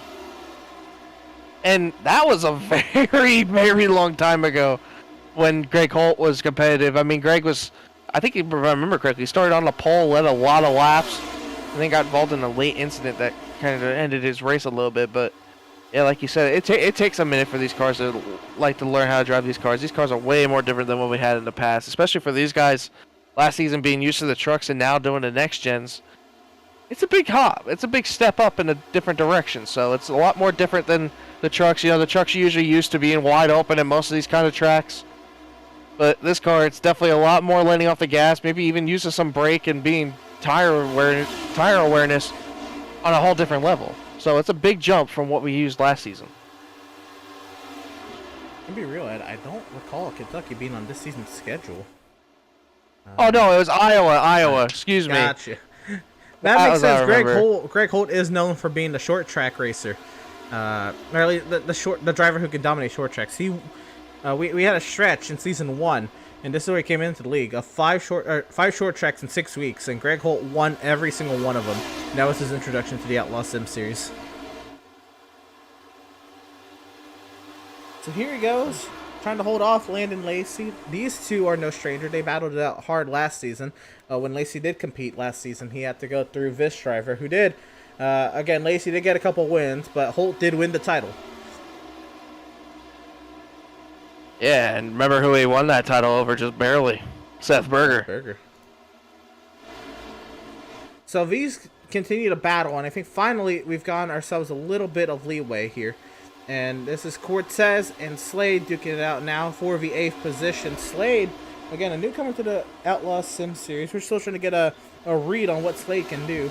For what it's worth, this is a very competitive field. This is not a bad showing. Yeah, and I remember hearing him in the driver comms a little bit. He was kind of curious about a couple of the rules, so he's still not really up to date with most of the stuff in the Outlaw Sim Series, but not a bad showing for this 79 machine. I mean, he started up in the top 5 in 4th place. Now just got around Vincent Cortez for 8th place, so definitely a great run as now Vincent Cortez looks back to the inside of him going down to turn 3. But still a great run for the 79 car. It's a good run as this battle continues between Cortez and Slade. Oh, tight! Oh! Really tight there off of turn 4. They made a little bit of contact, but they still go at it. And we got a battle up front. Emerson Landon Lacey has got to the inside of Greg Cole. It's got really tight. Just about off the exit of 2 right there, but it looks like Landon Lacey's going to have the preferred line going to 3-4 and see how hard Greg Cole fights back. As we've seen recently, he drives it in deep like he just did right there. Now is Landon Lacey going to be able to maintain And Lacey was this kind of pace right now? Yeah, he got a better run right there. Holt has a really tight car to the center of the corner and has to drift up. Lacey was able to lift a little bit more, wrap the bottom, and he's got his nose ahead and he's cleared by the 54. We had a little bit of a moment off of 2. He had to make Reese check up. I think Holt was trying to defend from Reese getting to his inside. I think Holt checked up on purpose to cut in front of Reese. Yeah, allowing that made Jonathan Jennings now to get to the outside. Now Holt is sideways, and Schaefer darts to the inside. Hit by the 3. They continue to duke it out here. And here's Jennings now battling for 4th. Oh, whoa! Holt is really something dropped off in contact between Schaefer and Holt. There's a lot of contact right there. I think Holt is just way too loose, and he is dropping out like a rock. All that has allowed Max Service to open up a near 9/10 of a second advantage at the front of the field. Yeah, all that side by side by Landon Lacey and Greg Cole allowed Max Service to pull away by about almost a second from Landon Lacey now, but Landon Lacey's going to have to make up a lot of time.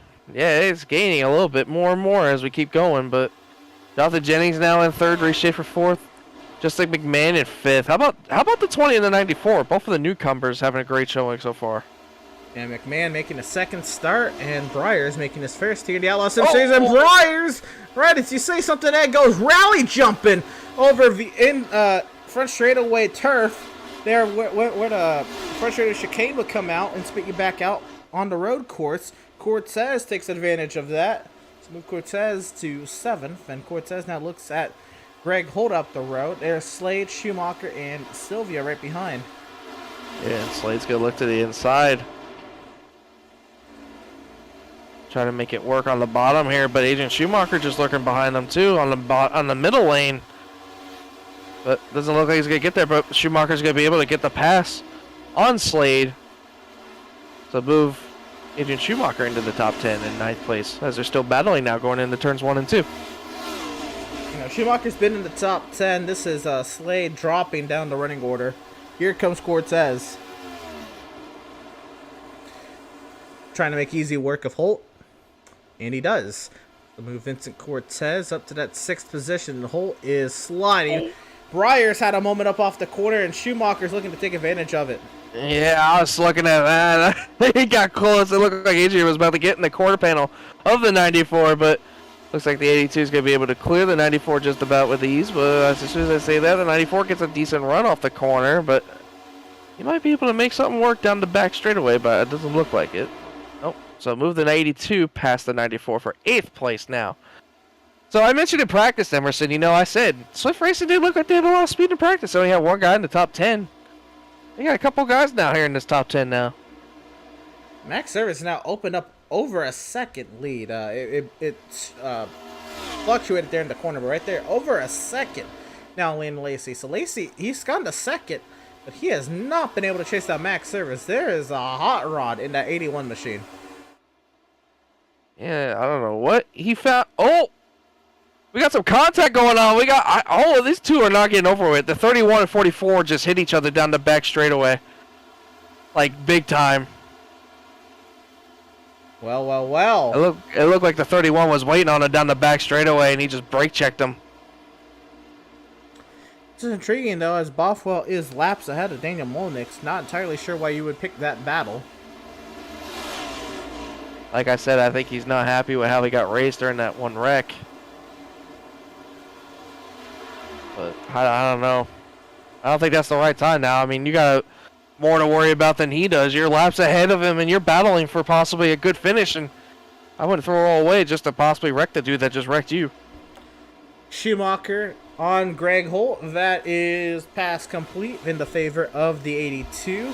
And Breyer's trying to get back into this. Holding off Slade. Sylvia. And Miz had a huge moment. Big time sideways out of the corner. Gillier had to check up. Molnix dives on through. Yeah, Slade had a great run down the back straightaway. Was able to get by the 94. Still trying to clear him. Now he does.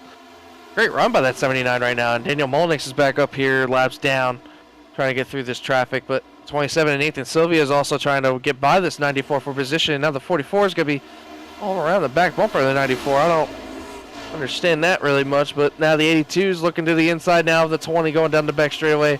That would be a battle for 7th. The 94 is also battling the 27 for the top 10 position. So we got battles all over this track right now. And Nathan Sylvia trying to get up and stay in the top 10. He has made that pass on Breyers, and just as Breyers had a huge run, he has since lost that pace. Sylvia now under attack from the lapped car of Daniel Molnix.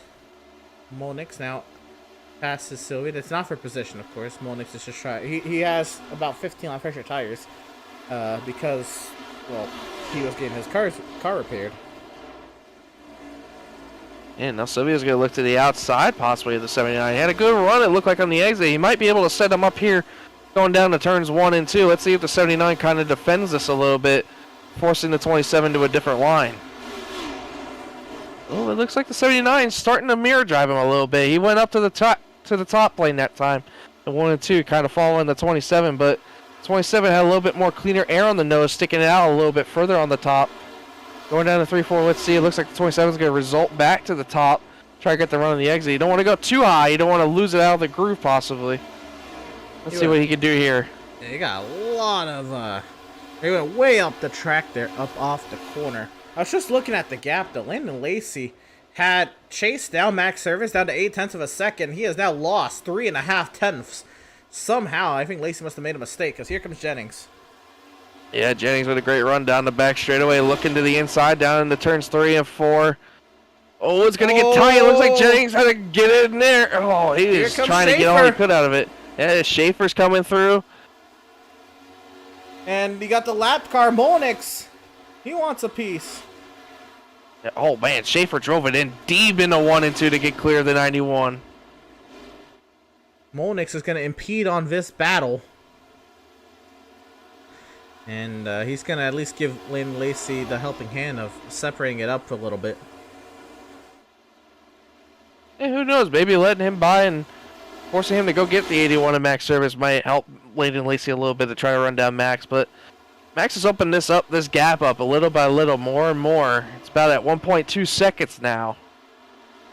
So, great run so far for Max Service. Max is taking very good care of his stuff. You know, he had no idea what his short run pace, or what his long run pace was, because we hadn't really gotten a long run yet. He's starting to find out that it's not too bad.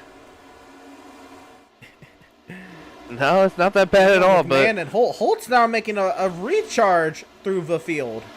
Yeah, maybe Holt found some little bit of magic, possibly. I don't know.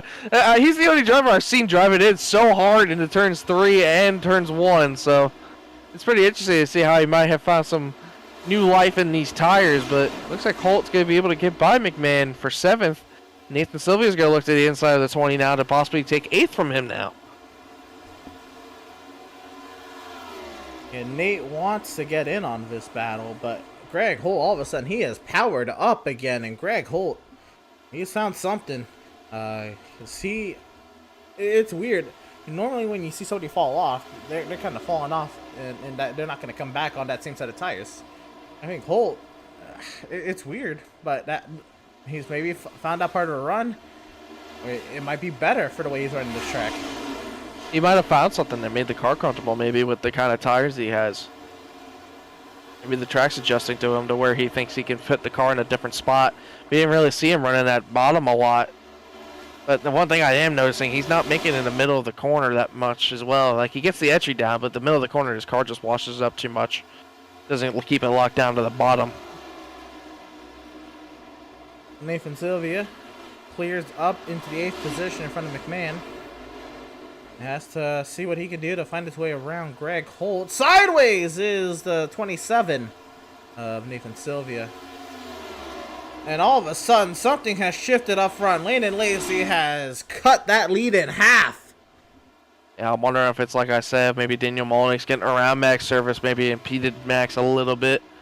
Or maybe Max is starting to lose a little bit of his magic here, but wow, Landon Lacey is chopping that magic away right there. He was about 2/10 to 3/10 faster than our leader right there. So Landon Lacey starting to make his way up closer to our leader.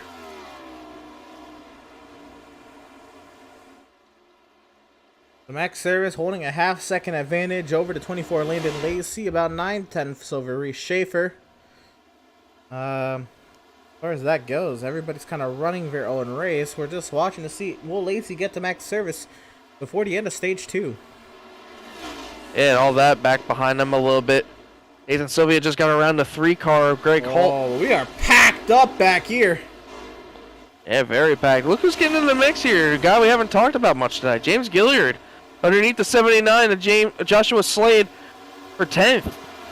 This will be, I believe, the first time I believe that James Gilliard would be in the top 10. I'm not really too sure on that. I think you'd be correct.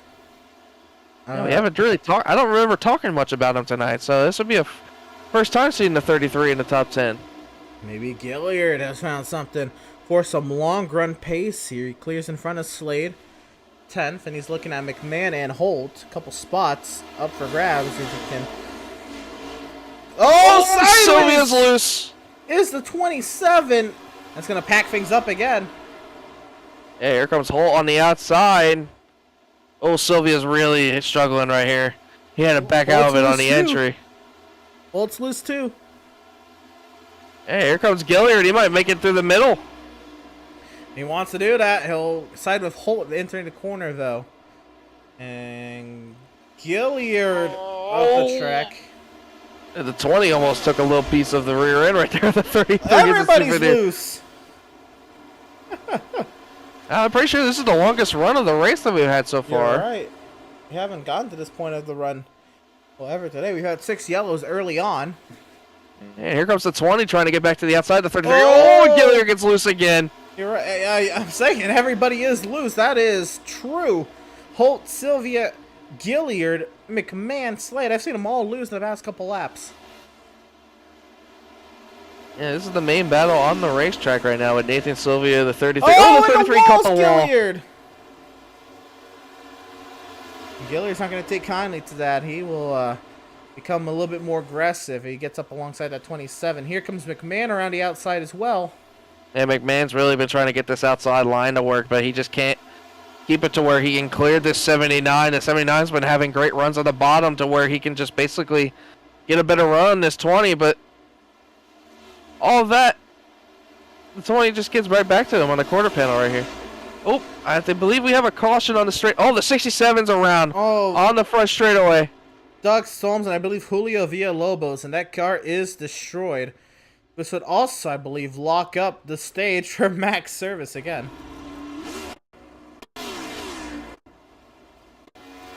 Now going back a little ways on this replay, because I think a lot is happening here. We're going to go back a whole lap here. Because Doug Storms was off the pace for a minute. So Solms is racing Villalobos here. See, 67 and 45 are fighting. This is for position. They're both on the lead lap. And I believe this is back for 18th and 19th.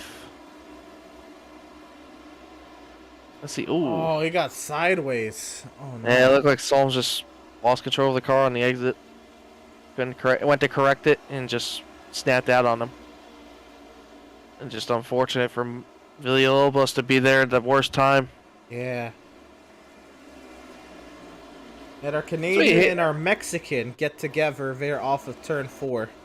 And looks like day's done for both.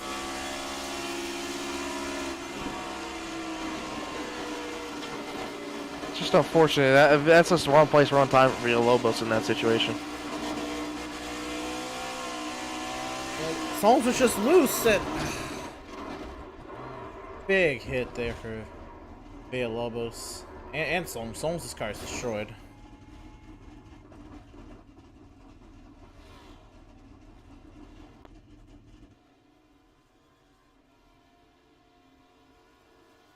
And this is intriguing.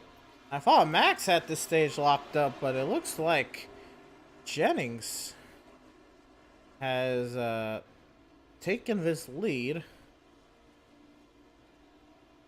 No, they didn't pit. So this is Jennings, I think, just trying to get the stage win. And Stutzman. Because they haven't pitted in about 40 laps. This is going to be interesting. I want to see how this plays out.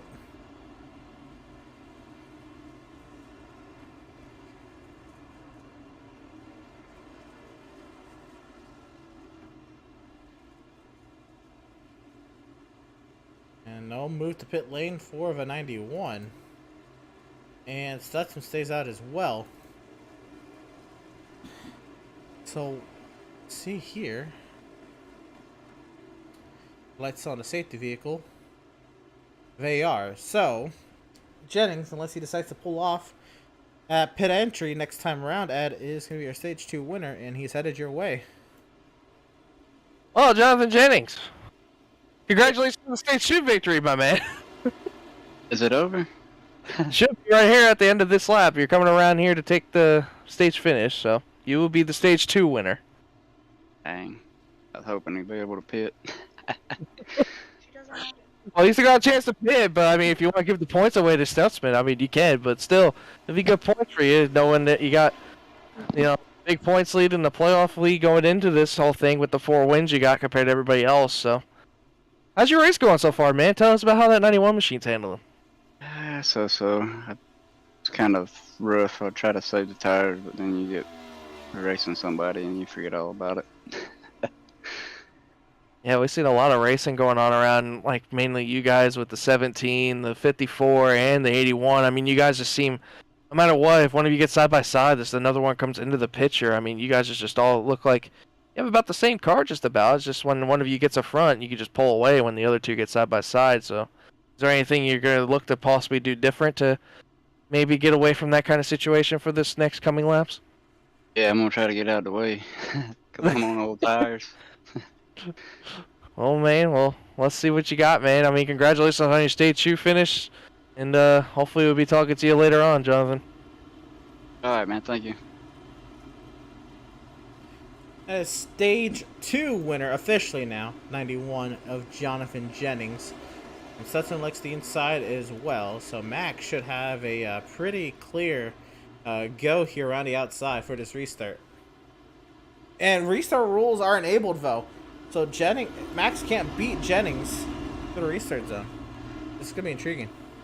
Yeah, I'm interested to see this because that outside lane's never had a great restart so far tonight, and we've seen that bottom be able to prevail each time. But now that bottom's got old tires and the top's got new tires, this is going to be interesting to see if that top kind of has a little bit of advantage. But I feel like that bottom's still, I think that bottom's just way too good, Emerson. I feel like that bottom's just going to prevail going into turns 1.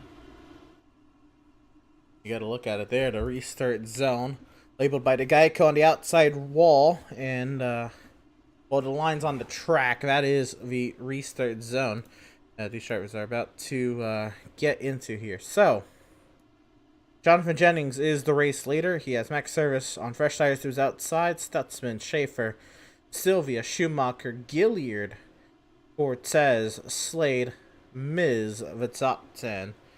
VRacing.com, safety vehicle finds its safety into the pit lane, the field into the Geico restart zone.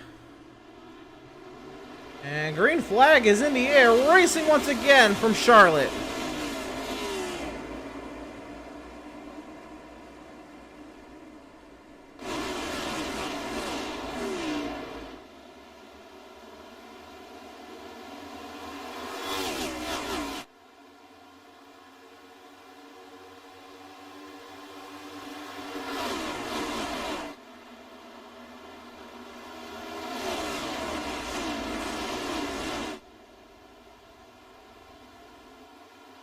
Service from Schaefer. Looks like Schumacher, Cortez, Miz, the top 5, and some trouble going on here. I saw Jennings really dropped on the order. I know he's on old tires. My goodness, though.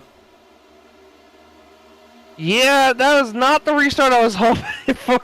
I just thought Jennings was going to be able to get a better restart than that, but I just guess the fresh tires, man, they're just so much 40 lap than old tires. This is, the abrasive track. I just know that the bottom's the preferred line here. It's just I just thought maybe it would have a little bit of fight back, even though it's on old tires. But it I doesn't just matter if your tires mean too much in this car. Hey man, you never know. You've seen the kind of stuff that happens. Here we go. Down the back straightaway. This is Gilliard looking on Adrian Schumacher for 6th, and we remember Gilliard had some long run pace in this thing too. So Gilliard keeps himself up here. He's one of those drivers. Again, I could see caution. Yellow on the speedway. Oh, it's the 44 again. And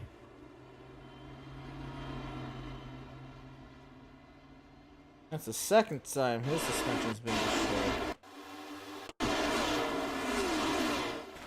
Trying to see here and find any Molniks.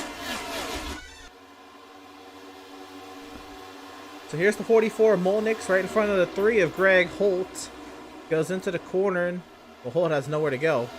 Right into the back of the 44 he goes, and the 44 careens up to the outside wall. Oh no! Did Andrew St. Clair get more damage in that? I think he did. I think he scraped the wall. Oh goodness! No, I'm talking about he's got suspension damage. Oh, did he really? Yes. Oh man, it didn't even look like he hit it that bad. Oh no. Oh man. And St. Clair has already been in the pit lane to repair suspension damage once. Goodness gracious. On board the 44. The lapped vehicle running up with the leaders. Doesn't always bode well for the lapped vehicle.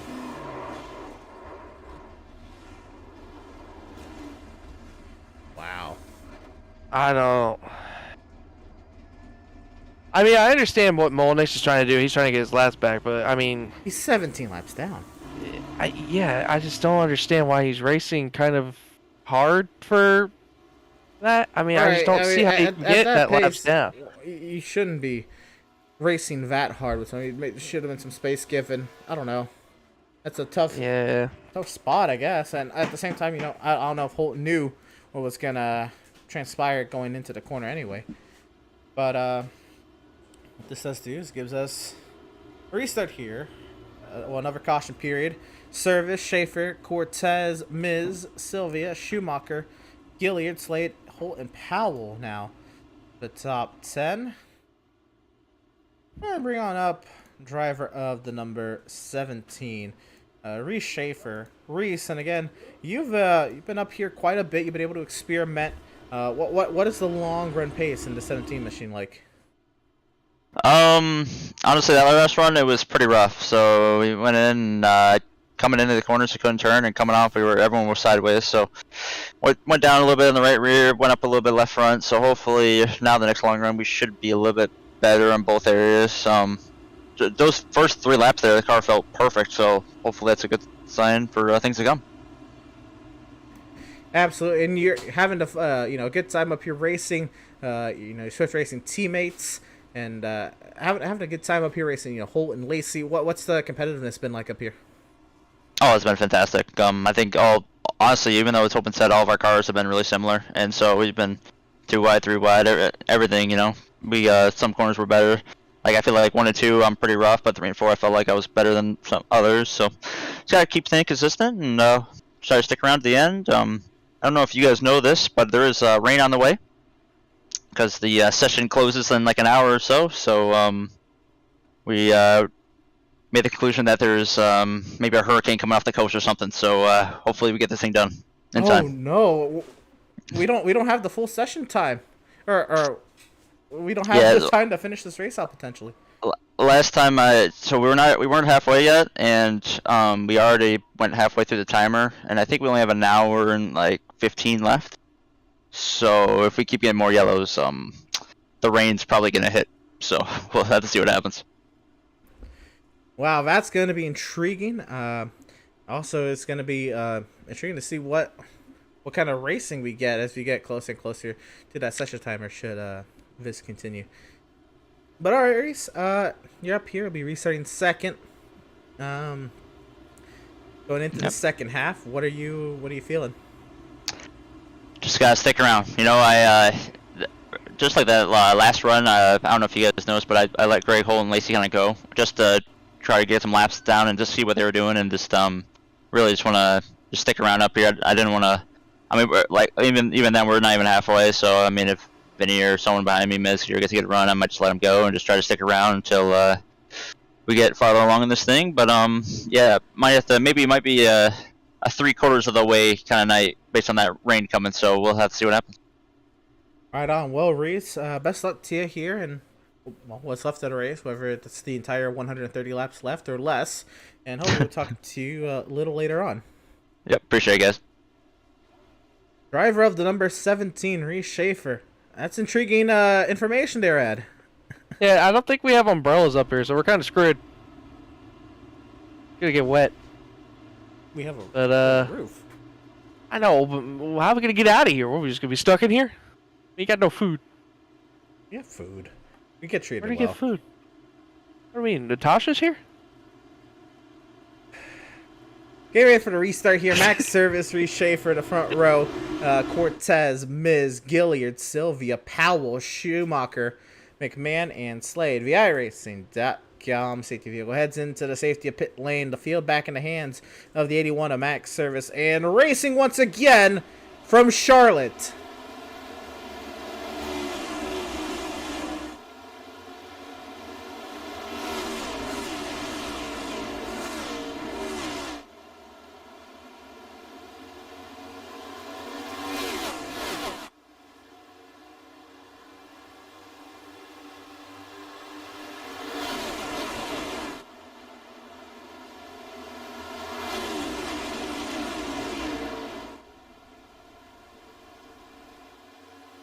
James Gilliard and Jason Miz duking it out hard up inside the top 5. Yeah, how about Jason Miz? What a great recovery. I mean, he was involved in that big wreck earlier we saw.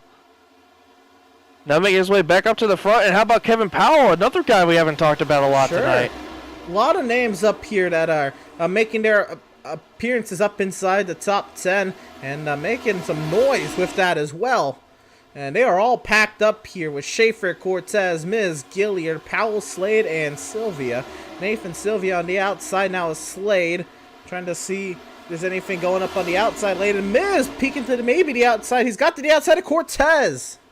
Yeah, Reese Schaefer got around there on the outside of Cortez as well. And now Miz is going to be able to clear it. Now here comes Powell out to the outside. Miz has got a great run. Powell's gotten by Cortez. The ante has been amped up, and Ed, I know, it's all virtual, and, the session timer, it still says we can make the full distance at this moment, but I think the ante has been upped with the potential that this race is not going to, could potentially not go full. Yeah, that was interesting right there. It looked like the 93 was in the fence, and the 24 was looking loose, but... yeah, I think these drivers might be racing for a little bit more as I'm looking back here. Vincent Cortez is now moved up to the outside lane. Now he's getting power down to the out bottom. James Gilliard's looking around bottom of him, and now Joshua Slade, Nathan Sylvia, and Vincent Cortez is just having a good time right now. He got trained on the top, now he's getting trained on the bottom. I wonder if this is a move from Cortez to try to save some tire. We've seen him kind of burn up his stuff early on in a lot of these races, and now on this restart he is dropping like a rock, so it's just an attempt to maybe just preserve what he's got. But as all the competitiveness has been amped up here, it's gotten tight for the lead now. Powell looking to the outside of Schaefer. This is all right behind Max. Yeah, which lane, if you're Max Service, which lane do you defend here? I would defend the top. What can you defend? Here comes Schaefer, he's got to run. Yeah, Reese is kind of making that bottom work, but here comes Powell. Powell's getting a better run on the exit going down in the corner, but Reese gets it better down in the middle of the corner here. Watch him. He's going to eat the ball back up right here in the center of the corner. Max has such good center to corner speed right there. You see him just absolutely gain through the center of the corner. But Powell gets that nice entry into on the outside, and Schaefer actually rolls the bottom really well. He clears Powell there. Yeah, here comes Powell, though. Powell's going to have a better run on the exit here. Watch him. He's going to try to get back up to the back of the 17. Not quite yet. Looks like he's going to have to build one more run on this top lane to possibly get back there, but Reese is getting ready for it. Looks like he's showing that right rear to possibly defend it just a tad bit. Powell trying to size up Schaefer right behind Max, and I wonder how much longer Schaefer's going to sit behind Max. Schaefer might have to get a move on here. Ooh, Schaefer got up the track a little bit more there. I wonder if he lost control of the car on the bottom there or what, but looked like he had a moment. He had to overcorrect it just a little bit, but he's okay. Miz is under fire right now from the 79 of Joshua Slade right now. 79's all over the back of Miz. Miz is just trying to hold on to the spot as much as he very can. Loose. Yeah, I think the 93 is holding up all these guys right now. Ooh, Miz is looking, but can't make up his mind right now. Slade's like, all right, you're going to take your time. I'm going to make it to the bottom now. Here comes Slade to the bottom now, trying to get around Miz. He's not quite clear yet. Maybe one more good set of corner, he might be able to get there. I just want to say, look at how packed up the front is. And almost all of these drivers have the car that can lead this race up in this top 10. This is how competitive tonight's field is. Yeah, remember what I said in pre-race, too, what kind of race this was kind of going to be. Remember at Michigan, we kind of had a train situation with the draft and everything, but this ain't more of the draft kind of thing. This is just more of how this car settles for every single driver, no matter how different the setup is for somebody. Everyone's going to be just kind of as this close as you possibly can. Absolutely. Jason Miz and Joshua Slade going at it. Oh, near contact between Cortez and Gilliard. I thought they were for sure going to make contact. That allows Lacey to get to the inside of Nathan Sylvia. And Lacey trying to get that pass complete. Nathan battles back on the outside, sideways off the corner, though. Lacey will clear. Oh, we have a little bit more of a battle. Vincent Cortez gets to the back of Miz, gives him a shot going into the corner. Contact entering the corner between Slade and Miz. Yeah, here comes Cortez to the inside of Miz now, trying to clear him off the exit. He'll get there. Powers by the 24. McMahon takes a little bit of the paint down there. Now Gilliard looking at Miz. Yeah, how about Slade just got by Powell now? Move Slade into that top 3 now. Powell is struggling. Cortez looks to make a move here soon. Schaefer how about and Server Miz? run away. Miz just passed 2 for 1. He just got by Lacey and now is looking on Gilliard around this top lane. Now here he goes trying to get around Cortez possibly. Well, Miz has been up here. He's actually trying to defend from Lacey and Gilliard. Sylvia trying to push his way up to the 24. Cortez gets by Powell. Gilliard trying to get around. Oh, Gilliard's tight. 3 wide. Lacey to the inside of both Gilliard and Sylvia. Nathan Sylvia clears to 7th. Now here comes Schumacher to the inside of Gilliard. Schumacher takes the up. Oh, Schumacher's going to wash it up tight. Oh, that was tight.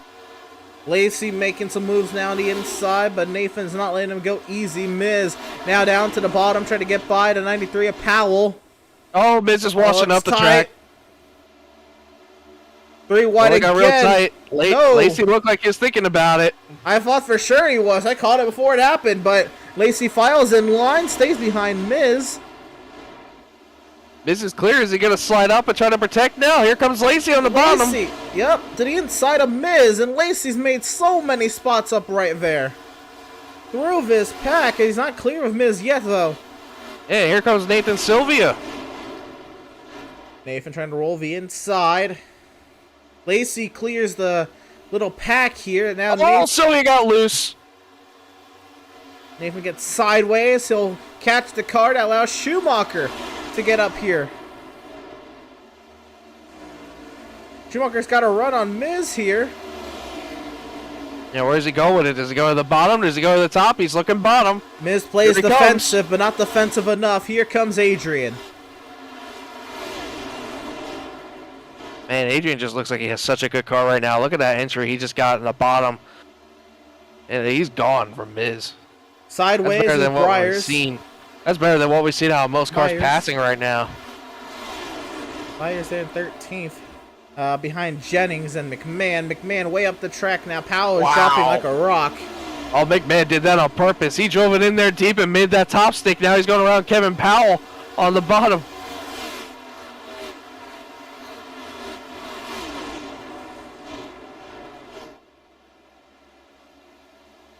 Here comes Jennings, now trying to turn to the inside of Justin McMahon. Nathan Sylvia on Jason Miz for 7th, and Nathan looks to make that pass easy, clears up in front of the 24. Yeah, Miz gonna run back to get back there, but now Jennings just behind them is looking to the inside of the 20. Here comes Miz though, over the back bumper of the 27. Is he gonna do anything with it going down to turns 1? Looks like he's gonna just stay behind him for now. Gilliard now trying to hold station in front of Jennings and McMahon.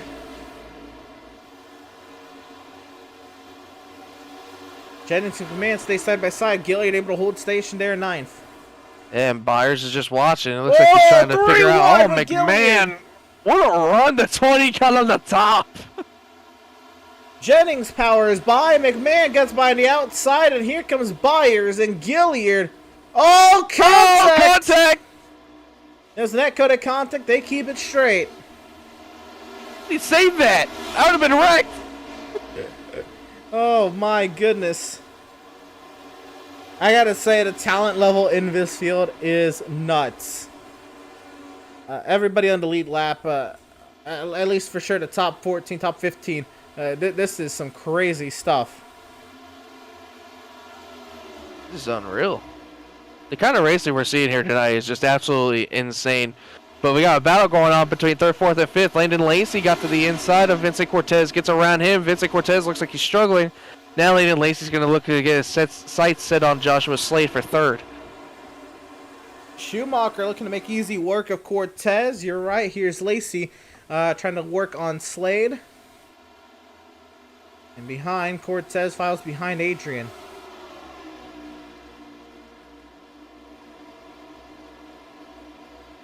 Here's Lacey to the inside of Slade. Can he keep the car powered up down there? Oh, he does. He's going to get there to that quarter panel, but all that, Adrian Schumacher's building a run just behind them. Let's see what Adrian does with this. He's going to get there close enough. Oh, he's going to try to send it in there, try to get behind Lacey to try to fill that hole before the 79 closes it. It looks like Adrian's going to get there, though. So Lacey clears to 3rd. Adrian now, you're right, looking at Slade. Oh, tight. Oh, that's tight. And here comes Vincent Cortez. Oh, Vincent Cortez got tight as well. Schumacher clears to 4th and now has his sights set on Lacey. Oh, he cleared it really fast, too. He built some kind of run going down to turns 2. Now he's going to set his sights down into turns 3. I think Landon looked like he just gave him for the respect there. It looked like, I think Landon saw how fast Adrian's car was right now. A bobble there from Schumacher, though.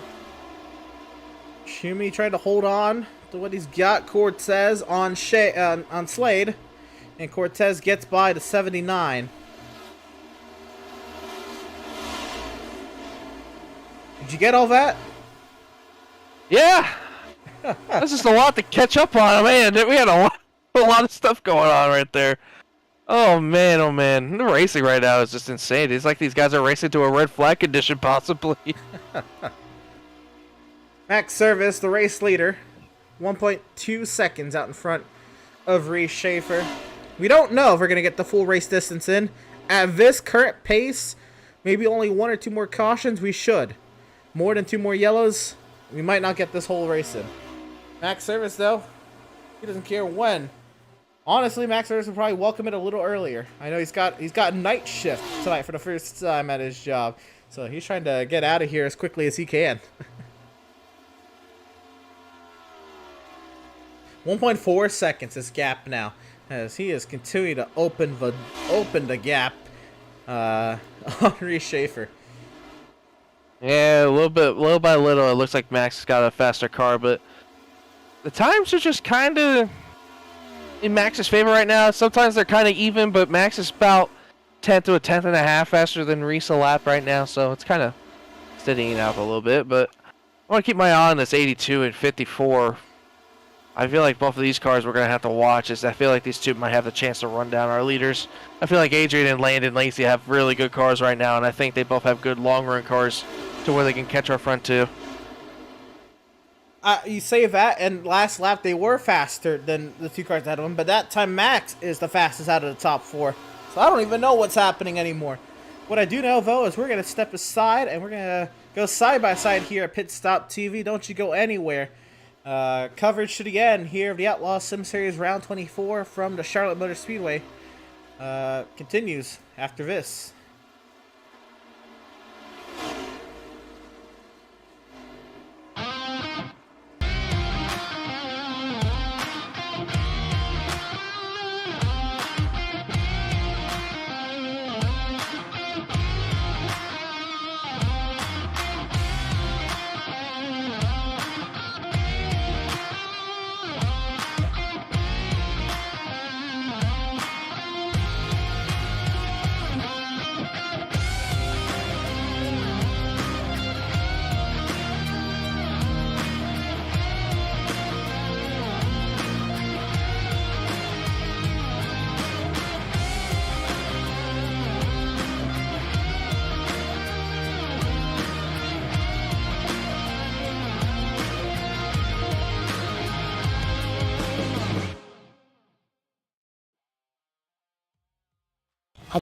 Have you found yourself trying to hide your joy because you're unhappy with your teeth? Your smile is the first feature noticed in an interview, on a date, or in family photos. We want you to be able to shine bright as your best self, and our teeth whitening system is the perfect step toward restoring your confidence.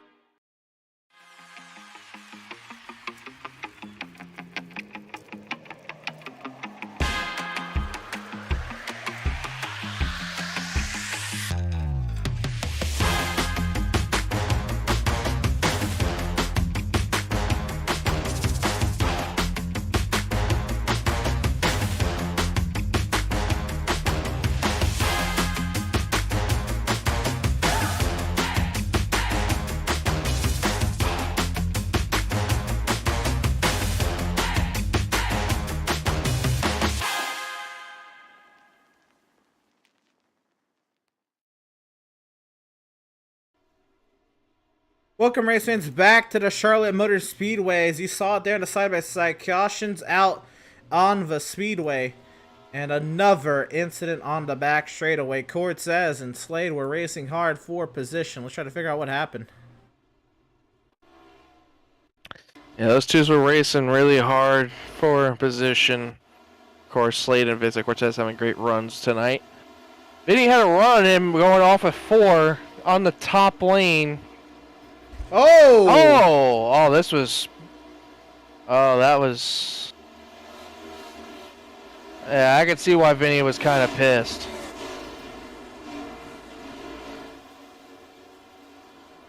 Oh, man. And it looked like Vinny was just retaliating. And Andrew St. Cyr had nothing Andrew to do St. with Cyr that. is just a lone victim in that. Like, that's just ridiculous. Oh, good. Oh, Mike Petrin. That Mike Petrin? Oh, my God. Mike Petrin, what happened? That looked like an Elliott Seller moment. Oh, my gosh. He wasn't even a part of the caution.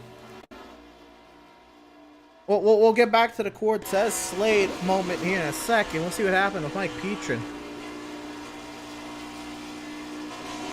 Oh man, it did not look good. Oh, he got hooked. What? It looked like he got hooked. Oh, that's Jacob Reeves. Jacob Reeves disposed of Mike Petrin.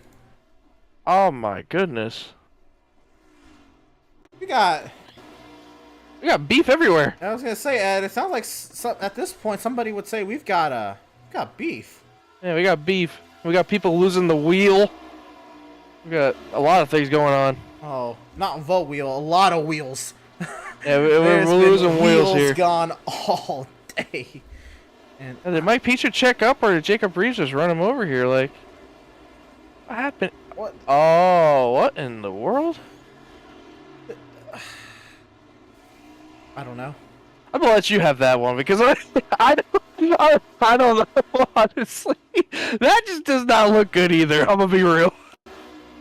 I'll just let the visuals speak for themselves. As Cortez and Slade, their day is done. So let's see what here. Oh, this has been going on for a while. My goodness. Oh, what did I miss? Did Vinny start it? I don't know. Okay, so this is 2 laps ago. So this is this whole battle. 2 laps before the incident. Yeah, these two were going back and forth for position. Vinny was like making runs and then he lost it. Okay, so Slade got loose. Vinny looks to the outside. Vinny looks to cross him over. So Vinny went for the crossover. Slade went to protect it. Vinny got into the back of him. That's kind of justified because if you throw a block, I'm not gonna, you know. Sure. Okay, so here Cortez is on the outside. Oh, Slade just goes up. Slade just moves up the track. You can see he turned the wheel right. And Cortez, he was done with it. He was not happy with it. And yeah. I think he, at this point, he was gonna wreck himself too. But good. I think. Yeah. I think Vinny honestly got minimal damage out of that until right there. Maybe Slade might have broke the right rear, but that I'm not happy about. Slade taking Andrew St. Cyr. Andrew St. Cyr had no part in that. Goodness gracious, Mike Petrin. That's just. And tonight's been interesting to say the least. That's all I'm gonna say. This tonight with this large of a field has upped the intensity tonight, and there has definitely been some rivalries made tonight. There has been several rivalries made tonight. Just before playoff time too. Yep, I was gonna say a turning point in the season for some. One last look at this incident, and I think Cortez wanted. I actually don't think Cortez wanted this to happen. Cortez just ran him up the track, ran him tight, and then I think Slade kind of turned off and then finished off Cortez there as well.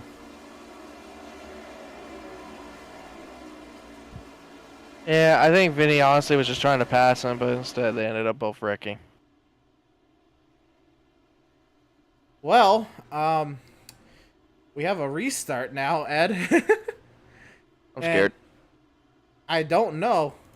Oh, you're in the session. You should be able to see the session timer. You see how much time is left. They have just about 50 minutes left. And ATVL predicts that this race is going to take 52 minutes to conclude. They just hit 52 minutes to go, or just about. I'm terrible at math. Hold on. Yeah, just about 52 minutes. Well, here we go. The iRacing.com safety vehicle heads into the safety pit lane. Reese Schaefer is the control car racing once again from Charlotte.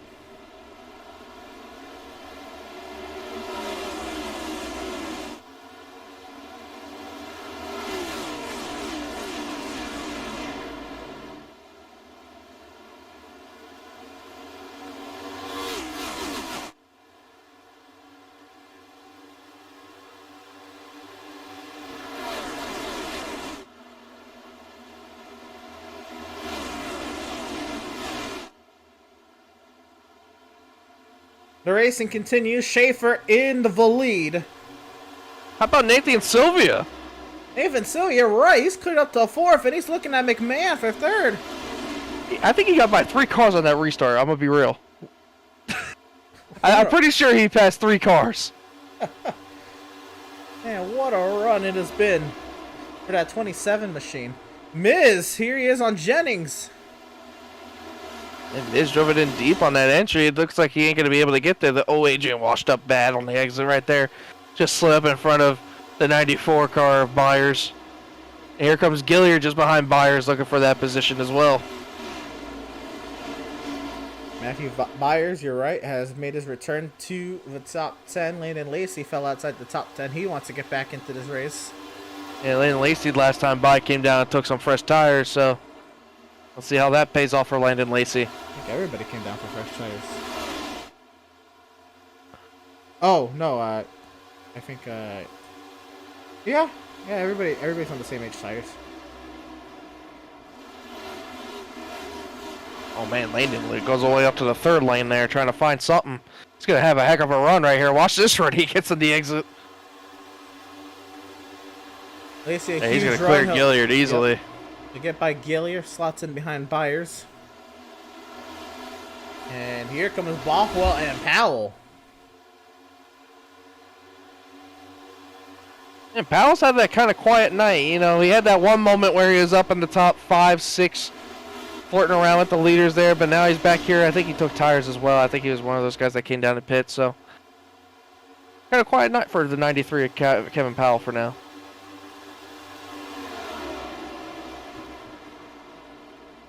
All this goes on. It is tidying up front with McMahon and Service. Not a bad night for the newcomer, huh?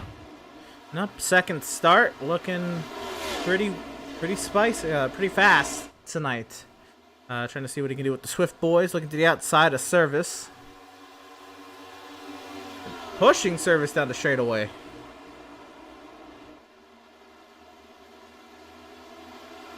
And all that. Landon Lacey got by Adrian Schumacher now for 7th. Oh, Gilliard's washing up. It's about to be 3 wide on the first straightaway. Greg Holt, Kevin Powell.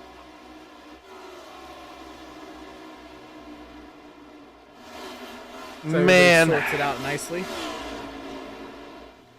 Bothwell into the top 10 and is looking powerful up to 8th and is continuing his run through the field. He's running with Landon Lacey now. They seek Miz and Jennings up the road. Yeah, Greg Cole having a good run as well. I believe he was another one of those guys that came and took tires.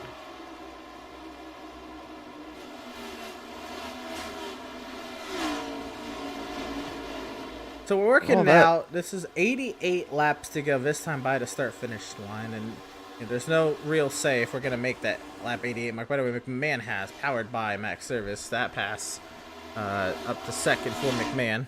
Service 3rd, Sylvia 4th, Jennings 5th. But you don't know when the race is going to end. You don't really know how to plan the strategy. Should we go green to? We have yet to get green flag pit stops tonight, but if we go green to the end, we will get a green flag pit stop. How do you play it out, you know? This is going to be difficult. I don't know, but I will tell you this. That timer is looking real slim and slimmer as we keep going. Right now it's showing we have about 47 minutes remaining. I don't know what it looks like on your end, Emerson, but ATVL predicts 44 minutes, so we're in the good for now. We're in the good for now. All right. Now we just got to keep our fingers crossed. Now, 1 or 2 more yellows, though, and we are seeing a shorter race. This is also intriguing because we're going to have a chance here of a race. If we get into a scenario where overtime is needed, I don't think we're going to have an overtime attempt.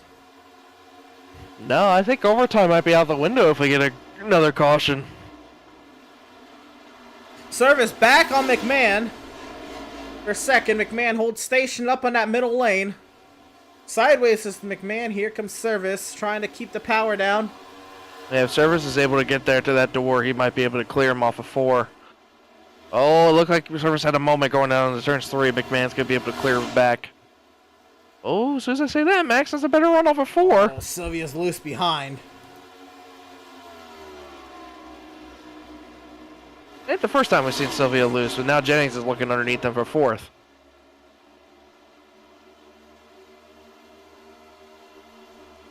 Yep, Jennings and Sylvia, there they are. Yep, going at it for 4. Holt sideways off the corner. My goodness. Not just loose, he was 90 degrees sideways. Greg Holt was. I mean, he was not at the same racetrack as everyone else.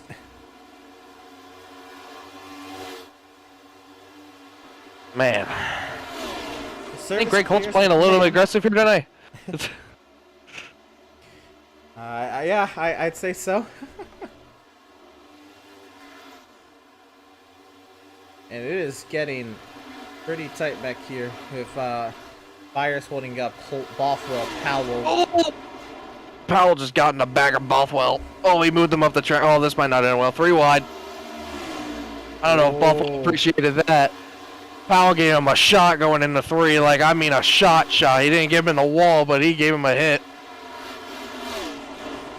Ran him up the track for sure. And Powell gets on by. Into the top 10 is the 93.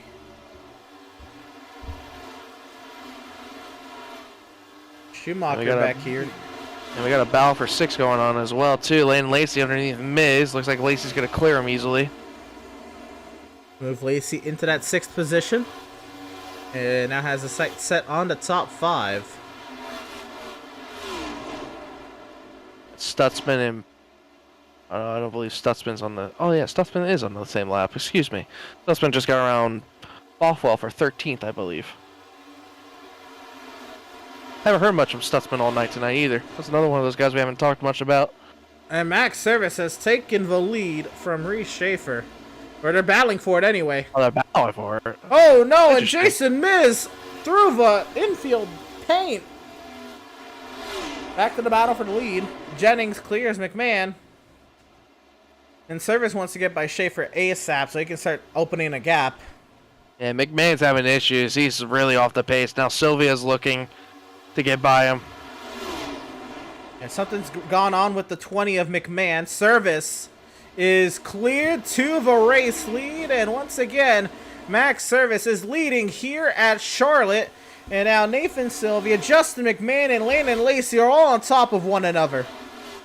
Yeah, I wouldn't be surprised if those two at the bottom make it past McMahon here soon. But McMahon's not going to give it up without a fight. Tries to power it around that outside. Looks like he ain't going to be able to clear enough, though. Nathan gets loose again. Maybe Lacey might try to go for a 2-for-1 here going into 3. Nathan chooses the bottom, Lacey the middle, McMahon the top. And Nathan holds station at 4 for now, but Lacey has a run. Oh, yeah, he's and going to get underneath Jennings them here. on Schaefer.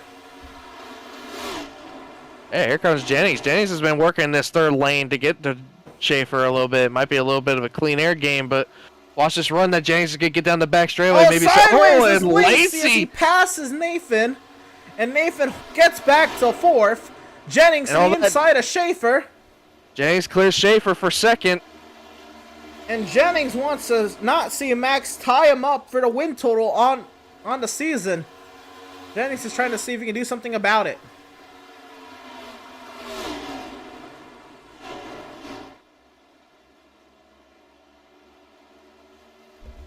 Holy cow. Here we go again with Lacey and Sylvia. I wonder if Lacey has burnt up his tires or used up his tires there in that slide. And Nathan will be able to try to hold station. Oh, is that a block or is he loose? Can't tell. Lacey to the inside. It might be a little bit of both, but I don't think Lacey minded. Let's see. Lacey's going to go down here into 1 and 2. It looks like he's going to clear him easily, but Nathan might try the reversal here. Looked like he was trying to go for it, but I don't think he's going to get there. Doesn't have the run. Lacey to 4th. Schumacher reemerges inside the top 10. And Schumacher just powered around Greg Holt for 9th.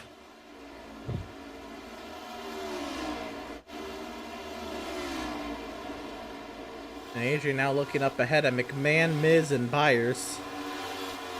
And McMahon's getting under trouble again here. Miz is looking underneath them. Now Byers is going to be just about there now. Miz on McMahon for 6th. Miz makes that pass easy. Here comes Byers. Schumacher looks to follow suit. I don't think Schumacher's going to get there yet, but Byers is going to be able to clear him going down to 3. Schumacher might be able to get there on the entry. Looks like Byers wants a little bit of a 2-for-1 here. Byers on Miz. Here comes Schumacher with St. Cours. St. Cours lapped.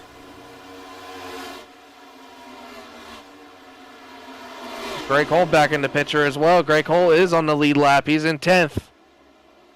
Miz fighting back on Byers. Here comes Schumacher. Looks like Byers is going to be able to clear him going down to 3 and 4, but Miz might be able to hold off Adrian. Byers is going to wash up the track a little bit. Miz might be able to get back here for a second. Here comes Schumacher, though, to the bottom.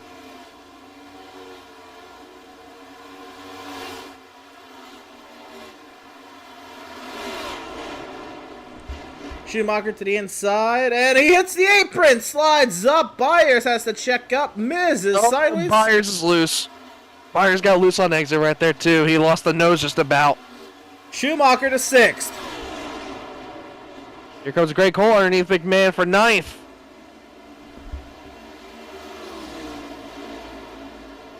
Now Stutzman even joined this battle. He's in 11th. We got about 11th through about 6th right here. All these cars under a blanket. You're right. Holt here on Miz. Miz way up the track. Holt will take that spot. These two are teammates. Oh, Holt got sideways. loose. Maybe not yet. So I'd imagine similar setups in the 24 and the 3 machine. McMahon still trying to work that outside. And Stutzman there in 11th.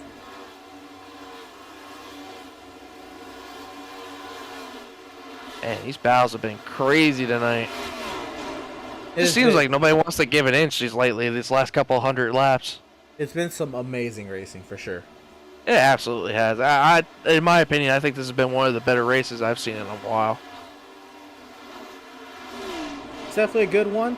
At the same time, with this level of aggression being held for so long, this has definitely got to be wearing out some drivers physically, mentally, emotionally.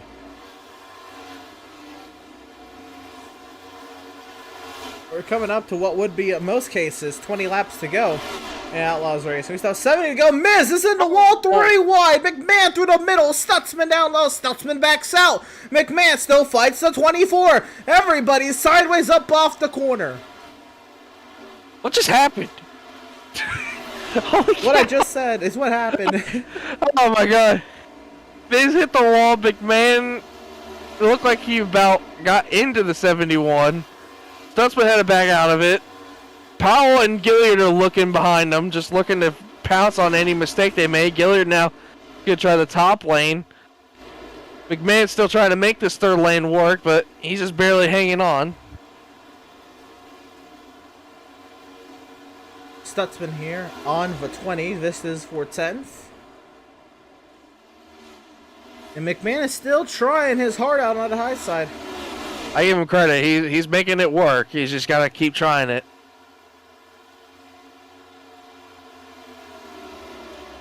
Now here comes Gilliard. He's going to try to follow Stutzman along through this. And Stutzman clears to 10th. Gilliard wants a piece of the pie.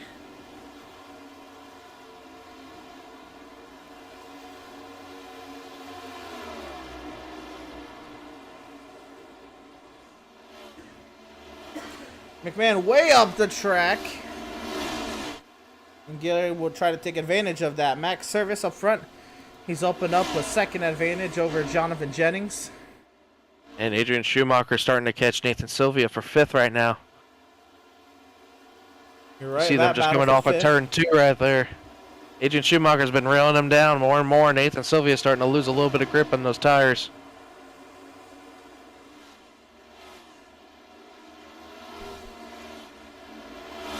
Schumacher's looking. He's going to get there to that quarter panel. He just got to make it to where he can get a better entry in 1 and 2 than Nathan. Oh, Nathan's going to try to pinch him a little bit. He got there just about, but Nathan looks like he's going to let him go on by. And Schumacher clears himself into that 5th position. Nathan has to fall back to 6th. We've got about a second and a half back to Byers.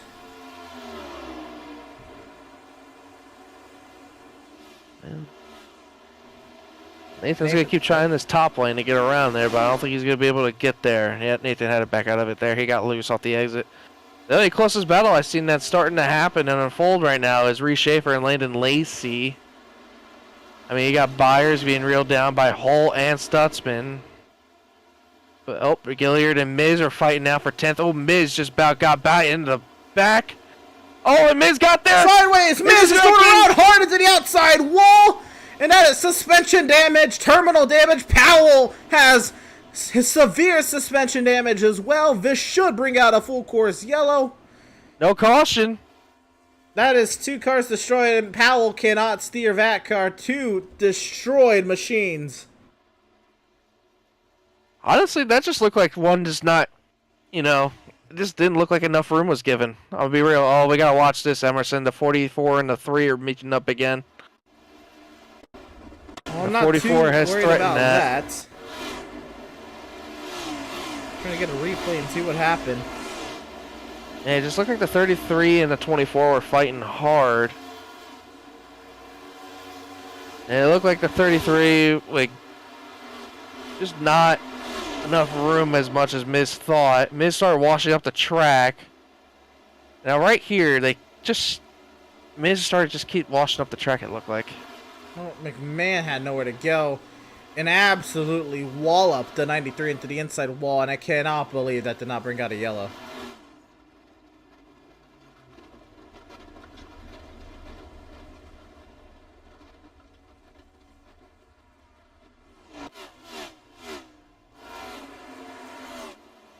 So the race stays green. Oh, Greg Hall in the front. Wrecking, has no tire. There's Greg Holt's destroyed car, and that will bring out a caution. Caution's out on the speedway this time for Greg Holt.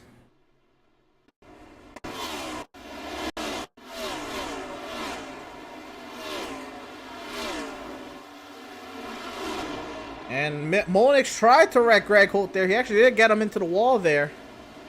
Well, he did, and then Greg just lost control. No, he didn't have a right Washed front it up. tire. He had suspension damage. Oh, and right there, that definitely killed it. Big Yeah, look at him. hit for the 3. His tires is flailing. That's a massive, man. massive hit. I know it's a virtual, sim, but you can't help but cringe at a hit like that. That one was heavy. Yeah. We're right on board with Greg Holt. I think he got the wall, and he always had damage after he caught the wall. I was just curious if he got the damage when he got hit by the 44, or if it was after. I didn't see if the right front was down after. Let's see, right? Oh yeah, it was hurt right there.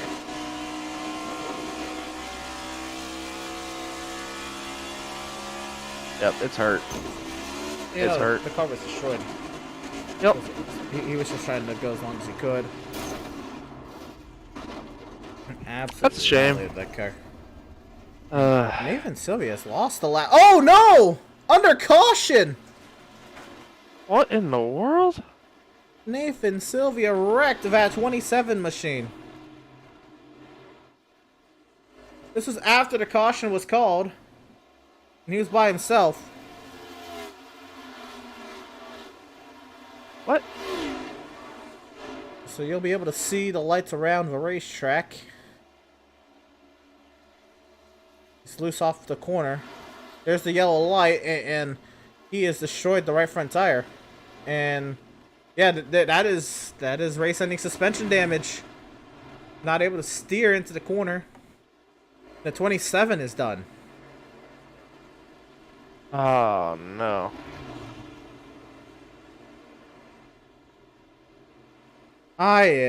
We had about 3 or 4 incidents here that have absolutely shaped this race. And now, Ed, we're looking at potentially not being able to finish this race on session time. And we'll take a look at it here, the race info. 10 cautions for 31 laps. We've had 15 lead changes today. The 10 cautions for a 250 lap race in a time span of 2.5 hours. That is that's a tough standard to meet. This just got interesting. Also, you pit here, you might be able to make it to the end of the race. And if the race is shortened, you definitely should be able to make it to the end of the race. Yeah, it's gonna be interesting. I'm just curious. I couldn't see it. Did everybody pit right there? I'm not sure. I don't. Yeah. Remember. Oh yeah. Oh, this is say. your ticket to make it to the end of the race. I'd imagine everybody pitted. Yeah, I was gonna say. Now it's just gonna be interesting to see how conservative people are gonna be, or if it's gonna be an aggressor.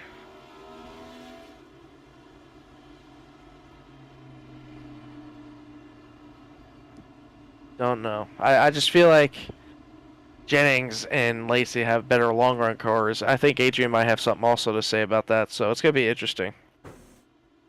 I think Max Service has been far away the best car. In clean air, he will absolutely open up a gap. It'll be intriguing to see what he's able to do here with Jennings and Lacey free range on him at this point.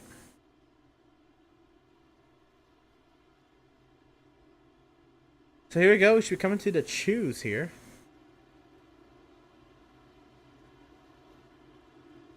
I'm expecting Max to take the bottom like usual. Yep. Jennings took the bottom. Gonna put Lacey in the outside. That's interesting to me because I thought Jennings would maybe want to try the top, but I think he just knows how the bottom is on restarts. Because Jennings has been making that top lane work.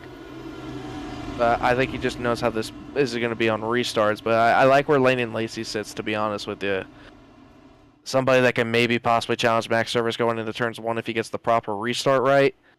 But it's going to be interesting to see here. It will be interesting. We talked about it all race. The outside lane does not get favorable restarts. Is Lacey going to be the one to change that? There's only 3 cars lined up on the outside at this point. Everybody else. Bothwell, Stutzman, Gilly, they've all been making extra stops. That's Jeremiah Stutson has made 23 pit stops tonight. Wow.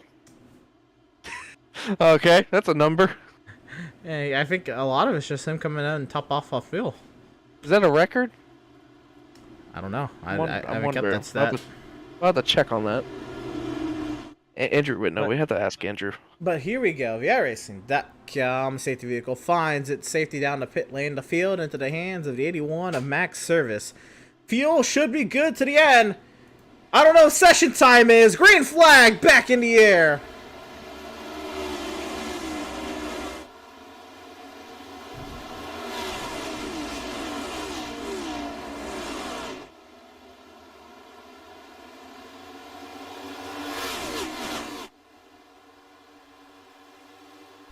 This is going to get good side by side for the race lead. Max Service up high, Landon Lacey down low. I mentioned if Landon gets a good restart, what would he be able to do with it? We're seeing it now. Lacey wants to make sure he controls this race. With who knows how much longer we got left to go. Landon Lacey powering it up on the inside. Service is trying to stay on that outside corner. They're side by side, down the back straightaway. And Lacey's been good on this bottom lane, but Max looks like he's being able to make this middle work. Oh, they're still about to be even on the oh, Max got a little loose right there. They're still going to be side by side going down the turns 1 and 2. Reese Schaefer's trying to come and be a helper to Max Service. These two are still going at it side by side. Both of them understand clean air is everything. Yeah, they're not giving each other an inch either. I love it. Max This might Service be the race for the win. Needs this to control the playoff field. Landon Lacey just wants the trophy. You got one trying to add another win sticker to his amazing season. Another one that just wants to go trophy hunting. Lacey, a good run there. Service keeps it on the outside. I think Lacey drove it deep there to center of the corner. He's going to pay for it down the straightaway. And Max might be able to backs off. Actually. Max Service clears back to the race lead. Now this is where Landon's got to be smart. He's got to make sure he cools off them tires to get another chance at him. He doesn't want Max to be able to pull away. But the bad thing is, every time Max has been able to pull away in clean air, nobody's been able to catch him. This is intriguing. This is also the most pressure Max has felt all day. And here comes Lacey once again. Is Lacey going to be able to make it clear in a 3 and 4? Max is going to fight harder on this outside. Lacey hits the apron! Lacey hits the apron! And Lacey checks up to not take Max. Still side by side. Here comes Schaefer. Oh, we might see 3 wide. No, Schaefer wouldn't take it 3 wide. Not in this scenario.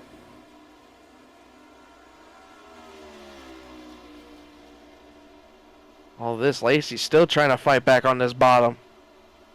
Max Service is still keeping Hat Car high, wide, and handsome up there. This battle continues. Jennings into the fray. Schumacher, McMahon, Bothwell, all top 7 within 1 second of each other. Yeah, Lacey backed off of it there. He's going to try to make another run at it. He's going to try for round 3, hopefully, to make it work. Just Max has just been, his car has just been so great once he got out in clean air.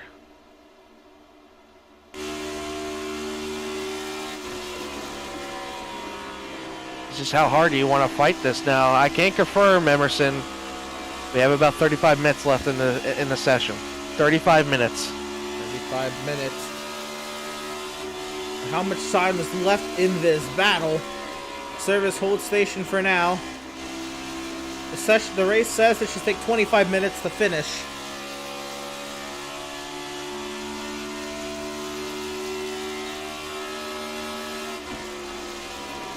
All this, Jennings has his doorbell being knocked by Adrian Schumacher.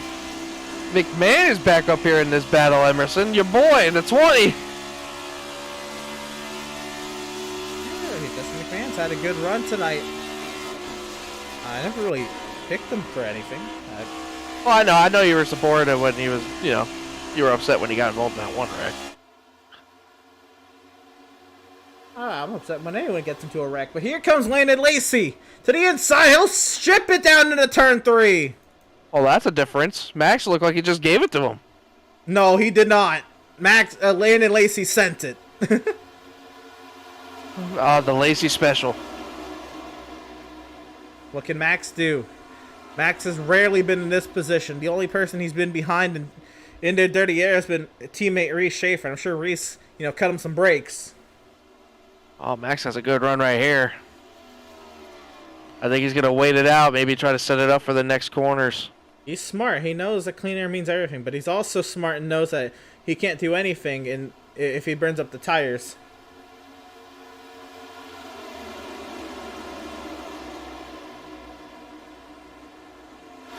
If you're Max, you maybe try a different line. Maybe you saw that middle lane work for you a little bit. Or do you keep trying to stick to this bottom line?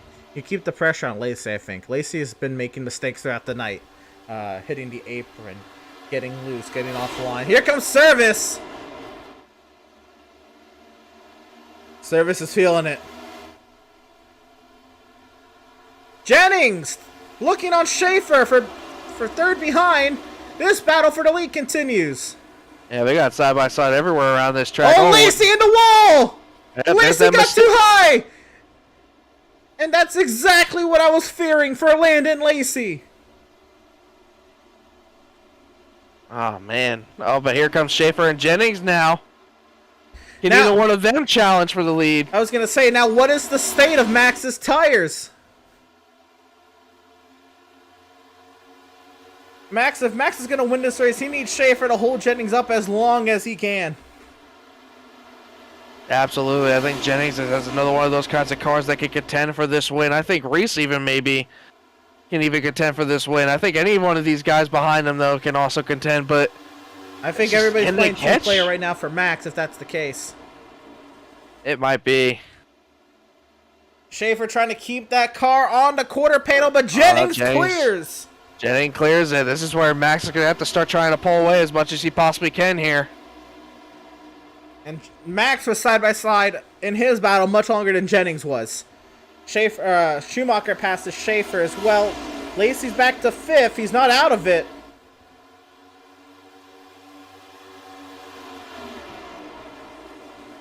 What does Jennings do? Do you move him if you get there, baby? Well, if he doesn't get sideways first, that was big sideways for Jennings there off of turn 4. And here comes Schumacher. Adrian Schumacher. But great run and tight through the center of the corner. Sideways off the corner. And I think that Schumacher had a chance, and he got really tight to 30 air behind the 91. And that's just normal, to be honest with you. Now Lacey's trying to fight back and get back up here, working around the outside or the inside, excuse me, of Adrian Schumacher for 4th. Looks like Landon's gonna clear him. He's gonna have his sights set on Reese for 3rd. Reese Schaefer in 3rd, Landon Lacey 4th, Adrian Schumacher 5th. What kind of a battle can we see out of a Schaefer and Lacey? Be an intriguing one for sure. I think Max is starting to get comfortable again.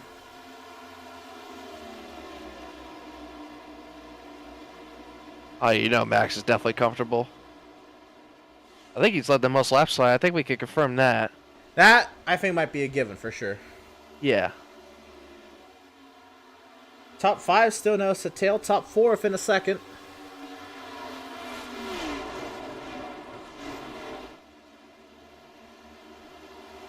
And Landon Lacey's trying to recover everything he can right now. Do you think, honestly, if Landon can get by these two as fast as possible, you think Landon might have a shot at him again? Most definitely, Landon Lacey still has a shot in this race. He's going to have to make quick work of Reese and Jonathan Jennings, though. I feel like he's going to not have to use as much time. Jennings More time is he the uses one against that I am unsure how to read Jennings right now. I don't know if he's saving tires. I don't know if he's burnt up his tires. And I don't know what he's going to do in the position if Schaefer or Lacey catches him. And now Lacey has lost time. Well, I can say these last 2 laps, fastest car on track has been that 17 car. It has been. And it hasn't been by much, though. That I will say, though.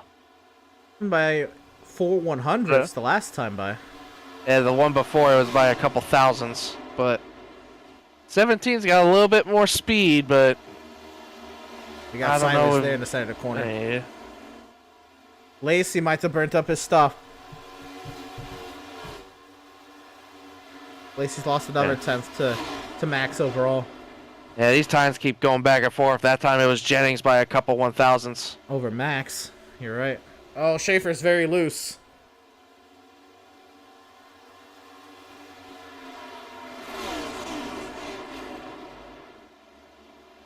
So we have built ourselves quite a race here, Ed. Quite a race we built here. We have 37 laps to go, time permitting. This time by the stripe will be 37 laps to go. Max Service trying to tie Jonathan Jennings for the win total this season. Max Service gets this win. Max Service reclaims the top seed in the playoffs. Reese Schaefer trying to get his 2nd win on the season. Landon Lacey trying to... Well, yeah, one and done. Yeah, one and done. Trophy hunting. Adrian Schumacher trying to get his first win on an oval since race 9 of season 1. A lot of storylines up here. Jeremiah Stutzman has been puttering around most of this race. He's made 23 pit stops. He's in 6th. I think he's booked the record for that. Newcomer Matt Breyer is in 7th. Has had a great run. Justin McMahon in 8th, making his 2nd start a great run. Brad Bothwell has been in it tonight in beef, and he is still running well in 9th. James Gilliard has had quite a car tonight. Right in the moment, Meyer 10th, last car in the lead lap. The building blocks for something special is here. There you go, though. 17 total lead changes tonight. 10 cautions, 33 laps. And with 35 laps to go this time by the start-finish line, we're going to step aside one last time. Pit Stop TV side by side, and we'll bring you coverage to the end on the far side of this break.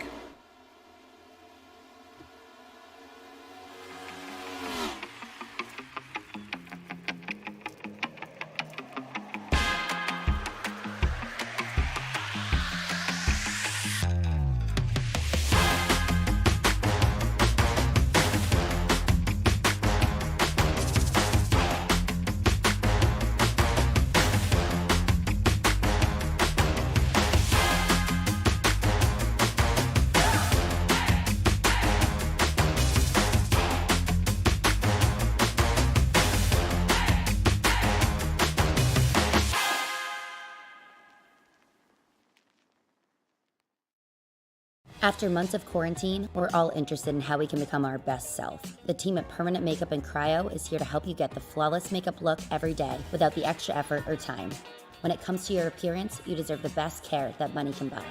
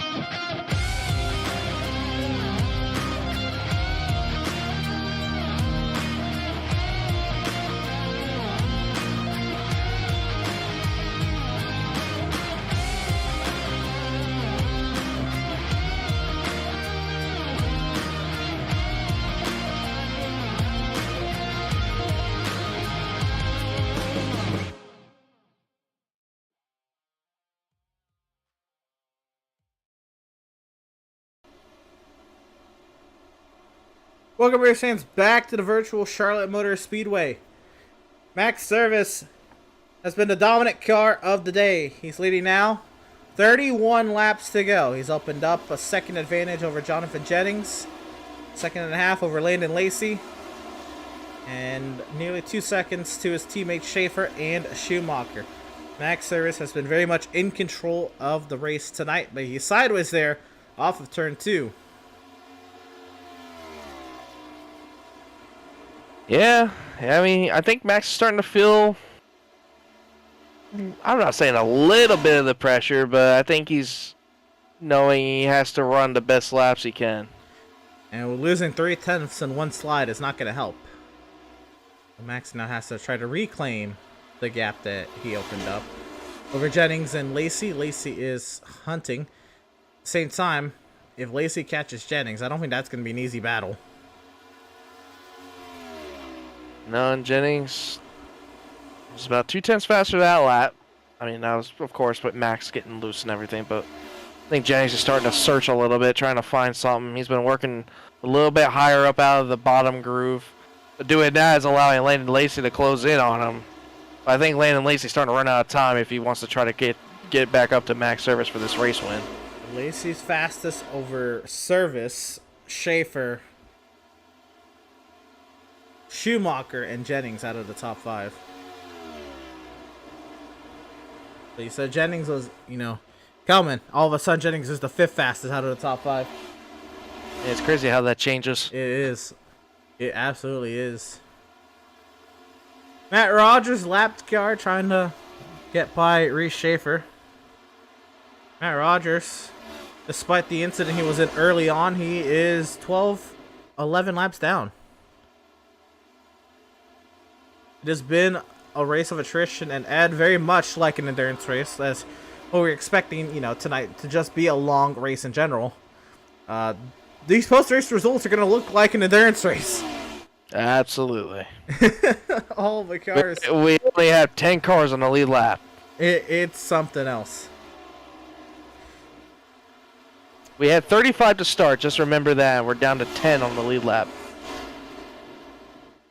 It is truly something else. So Max Service, he's opened up his gap once again. Lacey faster than Service by only 11 1/1000ths. James Gilliard is setting competitive lap times, but he is down in 9th.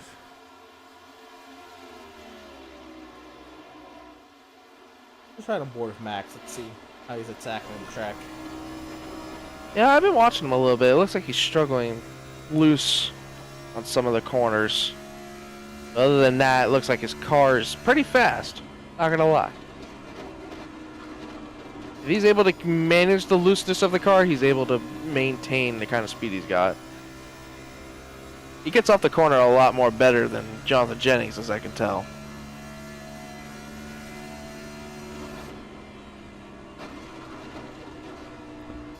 For a second, let's look at Max compared to the rest of Swift Racing.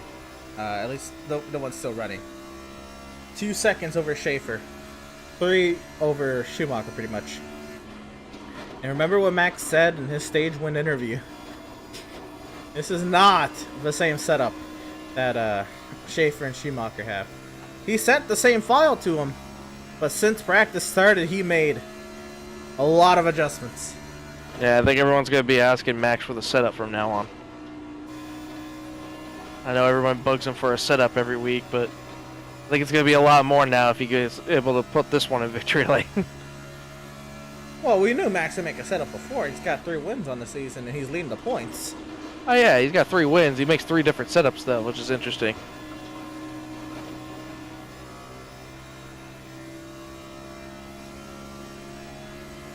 So I want to see Lacey, who is the fastest car in track at the moment.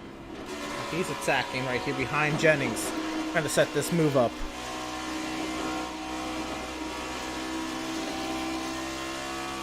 And Lacey's going to be able to get there. We're just under 10 minutes left in the session, by the way, Emerson. 10 minutes? That's intriguing because we only have 12 minutes on ATVO. So we may not finish this race by about 4 or 5 laps. So at the we could be racing to 245, 246, 247 could be the white. It'll be interesting. It'd be less than 20 laps to go, which means the intensity is gonna surge if Lacey and Jennings battle.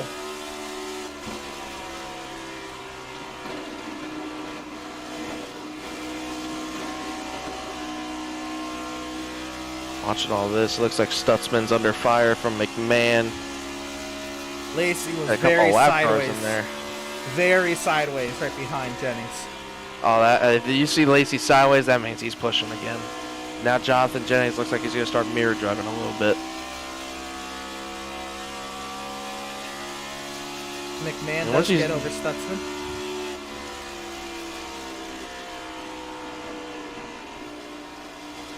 Very impressed with this 20 car, to say the least, Emerson. I know it's probably one of my first times watching him.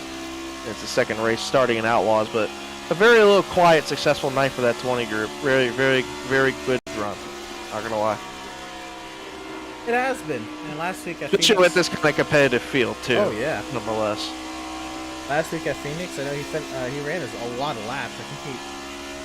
I mean, at Phoenix, that was also a race of attrition. I can't remember for sure, but I think he finished.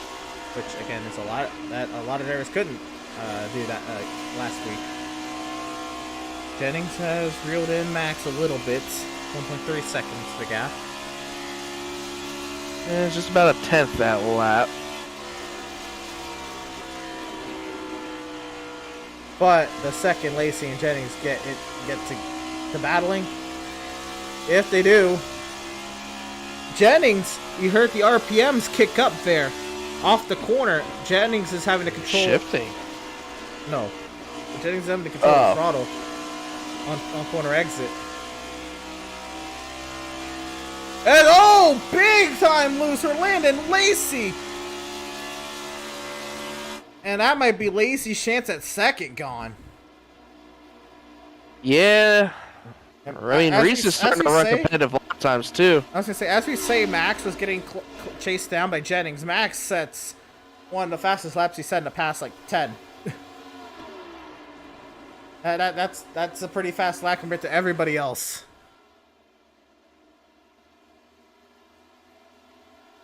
So yeah, Lacey's opened up the opportunity for Schaefer. You said Schaefer was saying pretty competitive lap times. Opens up the opportunity for Schaefer to have a go at a podium. Max is trying to maintain a 1.2 second advantage. We don't really know how many laps to go. I can tell you there's less than 9. Well, the 9 minutes left in the race. 5 minutes now. 5 minutes. Oh man.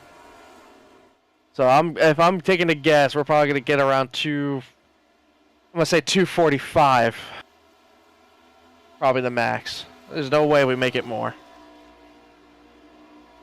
So racing the clock tonight.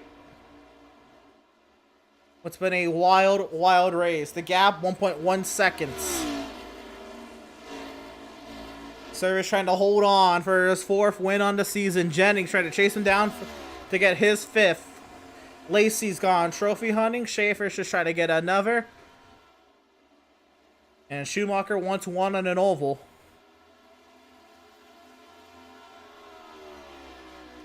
Yeah, the closest- 15 laps to go are scheduled, but much less than that is probably what's on the table. Another close battle starting to build up right now. The 94 Matthew Byers and Justin McMahon, 6th and 7th going on right now. McMahon's starting to reel in the 94 just a tad bit.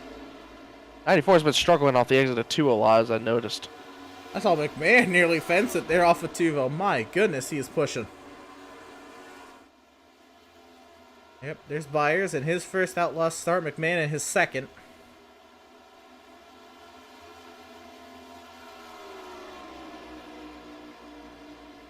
And McMahon's been making a slow charge back up through this field after a couple incidents. Looks like he's able to run this bottom a little bit more better than the 94. The 94 just cannot get it off the corner, it looks like.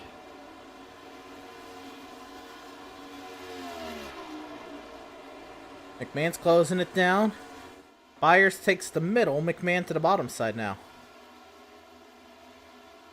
Oh, McMahon's going to get loose. Lacey's lost a lot of time now. I think Lacey had another bad slide. Oh, yeah, he was about 3 seconds slower that lap to our leaders. Well, 3 seconds to Jennings, excuse me. But, or 3/10 to Jennings, yeah. Stutzman a problem off the corner. Does McMahon have this opportunity for 6th? Oh, he's wheeling it in there. He drove it in deeper into 3 and 4 that time and made it stick. We could be looking at about 7 to go.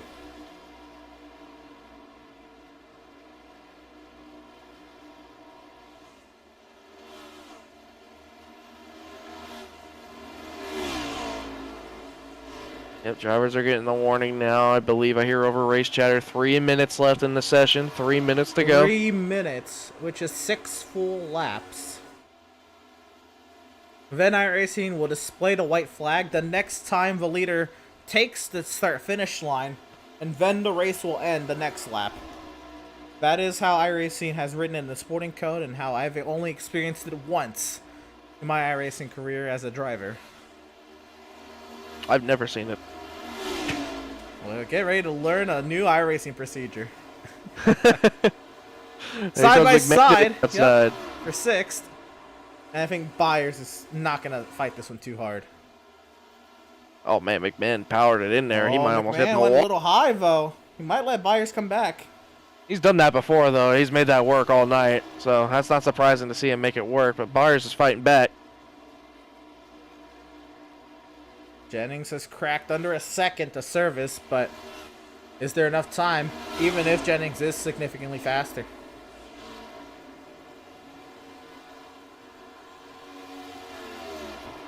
Reese is starting to catch up to Landon Lacey. Lacey's starting to struggle a lot more here. Oh, McMahon nearly catches the wall there off of 4 on the straightaway.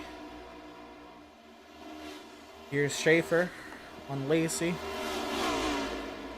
Mike Petrin has gotten a new motor in that thing. Look at him go. Yeah, he's working it. Respectfully getting these guys enough room to be able to go battle each other, possibly.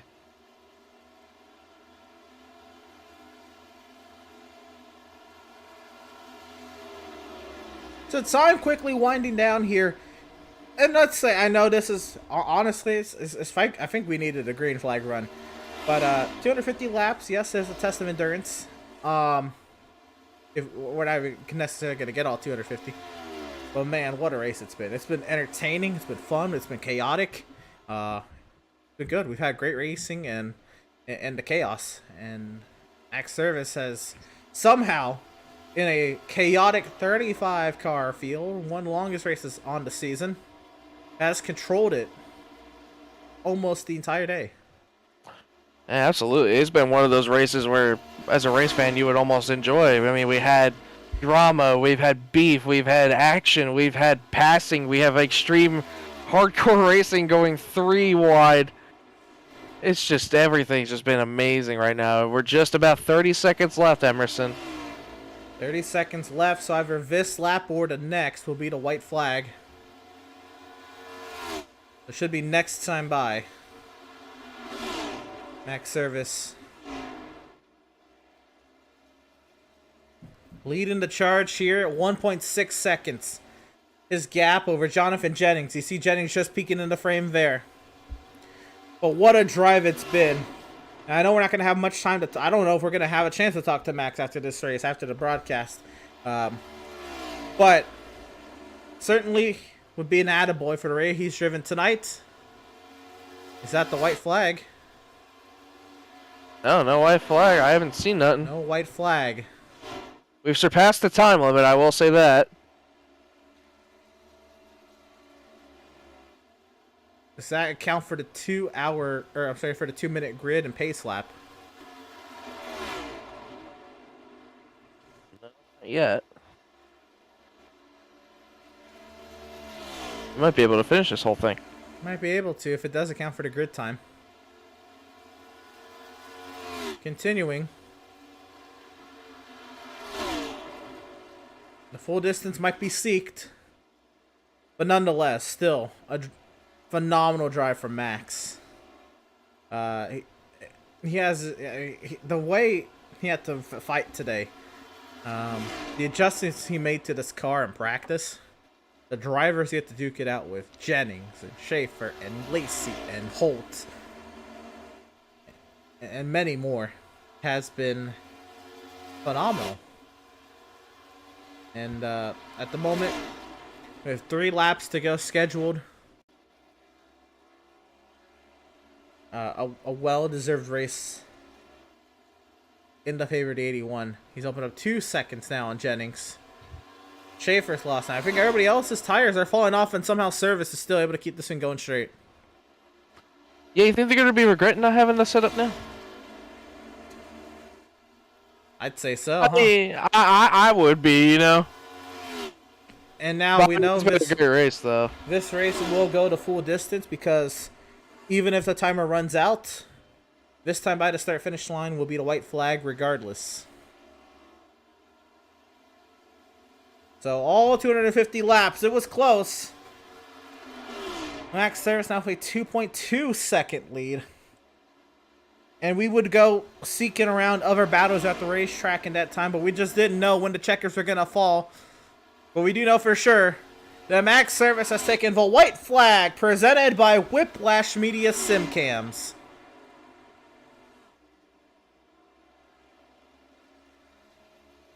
They've just done everything all night.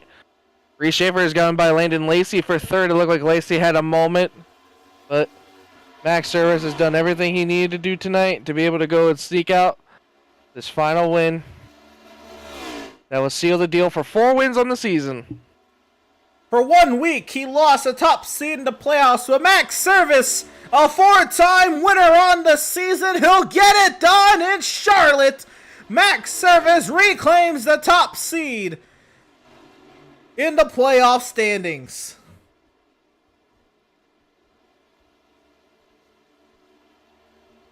And what a drive, and attaboy is very much in store for driver of the number 81. What a race. Max Service drove his heart out. He battled Landon Lacey tooth and nail. And Reese Schaefer gives him a congratulatory bump there from a teammate. what a job.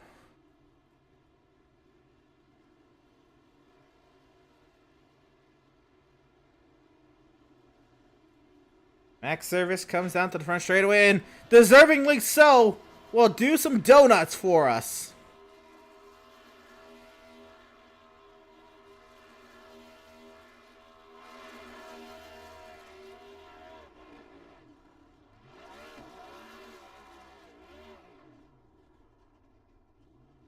Pretty decent burnouts, if I might say so.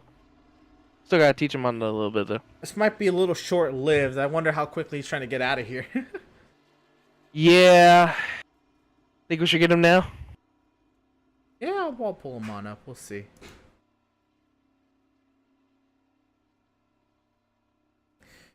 Yeah, I know you got some work to do tonight, so we'll try to get this one in for you a little quicker. But Max Service, I have to say, I know Indianapolis was an insane drive for you. This might be one of the most impressive races you have put together, Max. This was an amazing showing. Yeah, this thing was a rocket ship, man. It was evil, but it was a rocket ship. Obviously it wasn't as evil as everybody else's car, but it was trying to die the entire race off of every corner. I don't know how it didn't, and quite honestly, I lost the car a couple times. Got it back. If I didn't lose the lead to Reese on pit road, I could have led some more laps.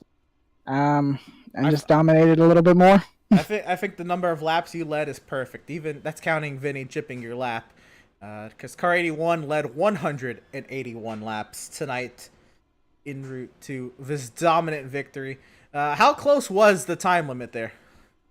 We took the white flag with 1:30 left in the session and about 5 laps left in fuel. So it's a little closer than I think I'd like it, but that is what it is.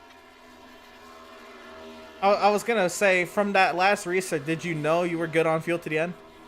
Not a clue. I had no idea what the fuel run was this entire race at all. That's fair. we don't look into that over here at Swift Racing. That's just not in our pay grade. And Max, I know he was very late coming into the race, but to have to fight tooth and nail with Landon Lacey as hard as you did, how did that make you feel? Knowing that you came out on top in that battle.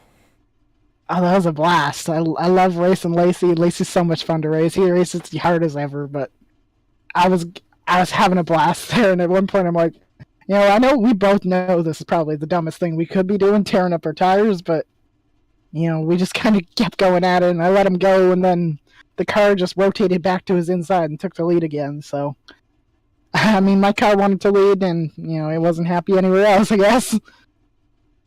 So, Max, for 1 week, you lost the top seed in the playoffs. You now, by virtue of you holding the point lead for now, and your 4th win on the season, you reclaimed the top seed. I think you might not be showing up next week, but for what it's worth, how do you feel to reclaim that top seed? Feels pretty good. I said last week that I wanted it back, and I came out here and I got it back.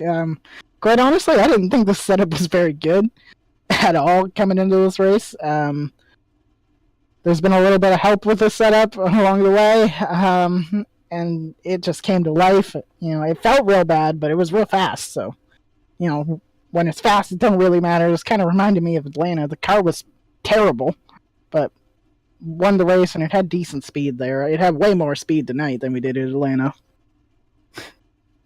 Right on. Well, Max Service, now a 4-time winner on the season, reclaims the top seed in the playoffs, extends his point lead out in front of the field, and maybe with Seth Berger's trouble tonight and you outdoing Jennings most of the night, even if you miss next week, you might still hold the points lead. So very, very nice job done today, Max. I know you got night shift to pull tonight, so I'll get you out of here. Congratulations on your 4th win. And seriously, Max, that was impressive.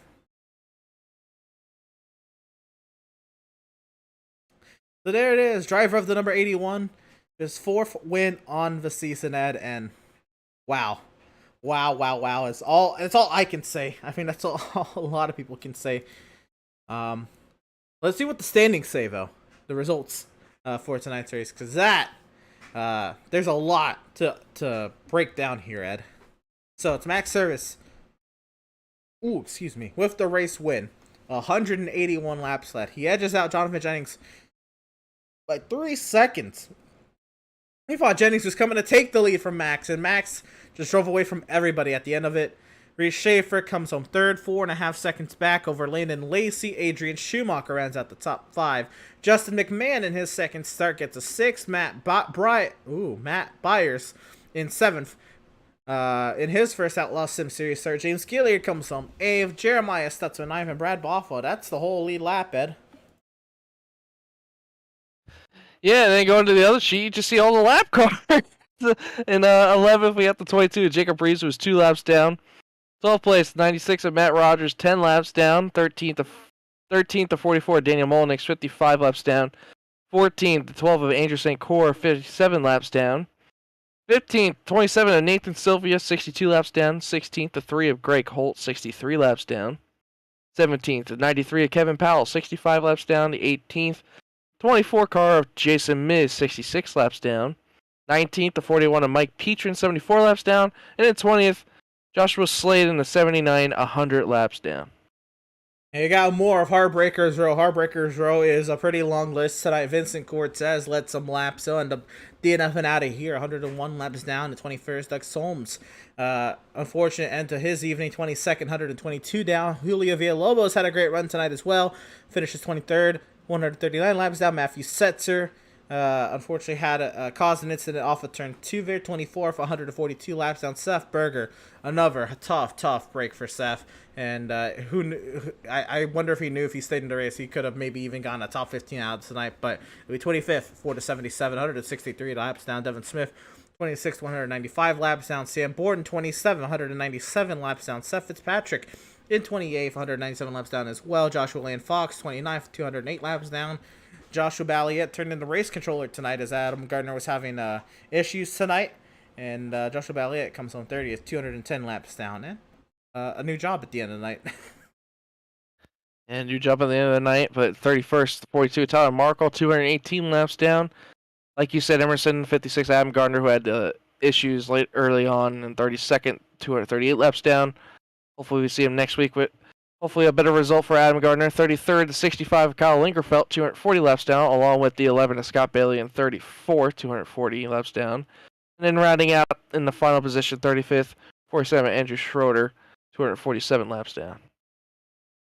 So that is how the 35 KR field ended up tonight. And Ed, you don't know how happy it makes me to say that. We had another huge field here in the Outlaws Sim Series. I know Adam, he has been he's been wanting this field, these field sizes to come back, and I think a lot of people, wanted to partake in tonight's race. Maybe caught a little off guard by the lap count, but nonetheless, a good field size tonight. Gave us a lot of action, a lot of chaos, a lot of racing, a lot of passing, a lot of fun, and a lot of storylines, a lot of rivalries, a lot of fights, a lot of beef, a lot of destroyed suspensions, and a lot of destroyed wheels.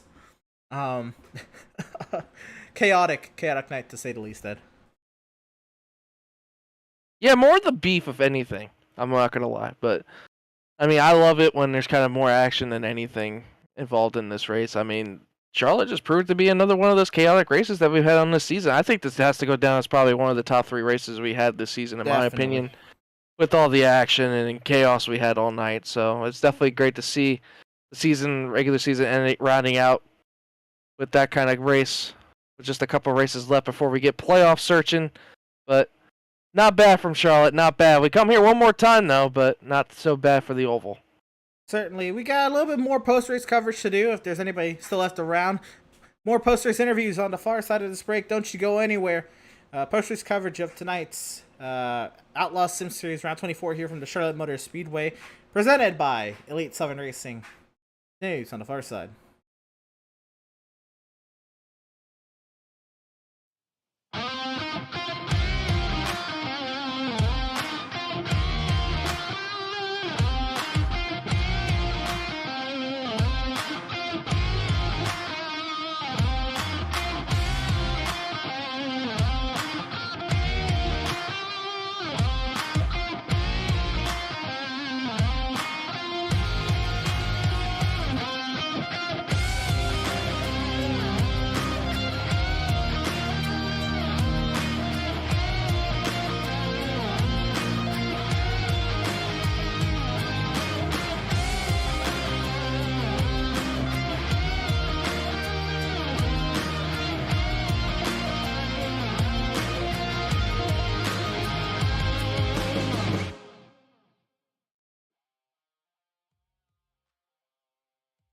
After months of quarantine, we're all interested in how we can become our best self. The team at Permanent Makeup and Cryo is here to help you get the flawless makeup look every day without the extra effort or time.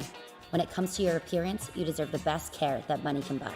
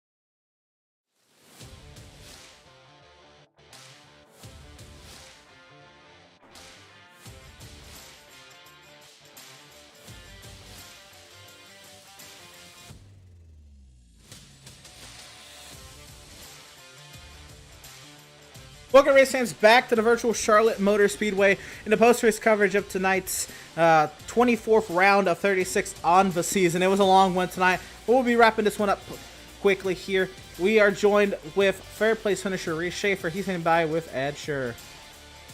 Yeah, Reese Schaefer with a great finishing run tonight in third place. The healthcare billing Toyota Camry was looking really strong out there, Reese, all night tonight. Tell us what you needed, maybe possibly a little bit more to get through to get Max and get the win for that 17 team. Yeah, we had a really good run tonight. The healthcare billing Cobra car was I just all night long I just couldn't get the drive off corners. Short run wise, my car felt fine, but turn 2 was my culprit all night. A lot of people they were struggling on both corners, but I just turn 2, man. Right as I'd get on the gas, it wanted to turn left, and so I tried everything I could to play some adjustments, and I felt like every adjustment I made tonight actually made the car worse. So it's going backwards tonight, but still came out P3 tonight, and we came across the line with 44 seconds till the rain started happening. I swear I saw a couple sprinkles the way the car was driving and how loose it was, and there must have been some sprinkles on the track coming to the last 10 laps. But all in all, it was we started in the back, worked our way through the field, and it was a really good race. Yeah, you mentioned a lot of loose handling cars out there. It seemed like a lot of people had trouble getting a hold of grip with their car, a lot of lane searching and everything, and we saw you making a couple moves through the bottom and the middle and the top. What lane did you think you could have ran the whole night and possibly stick with? I mean, Max was running that bottom mainly the whole night. Do you think if you had to get there, you think you would have had to try something different possibly to get by him? So I thought it was kind of interesting. Like early in the race, I felt that halfway through the run you can go middle, and it was actually pretty nice. And then, but when I would try to later in the race, it was worse. So the only place I found grip was bottom. So I really the second half I really just tried to stick as much as I could down there. But my car was, later in the runs it was struggling to even turn down there. So it was just a struggle on the setup tonight. But not saying it wasn't quick, but it was just struggle handling wise. So just gotta make some adjustments for next time, but other than that, car felt really good on the short run. I mean, I felt like a rocket ship, but then once it really started to go away, it really started to fall off a cliff. So yeah, next week we go to a little bit of a different scenery. We go to a little bit of a short track racing at Bristol. How do you feel about your chances knowing that that's Great Coliseum? I honestly have no idea what's gonna happen. It's gonna be interesting. I don't think I've raced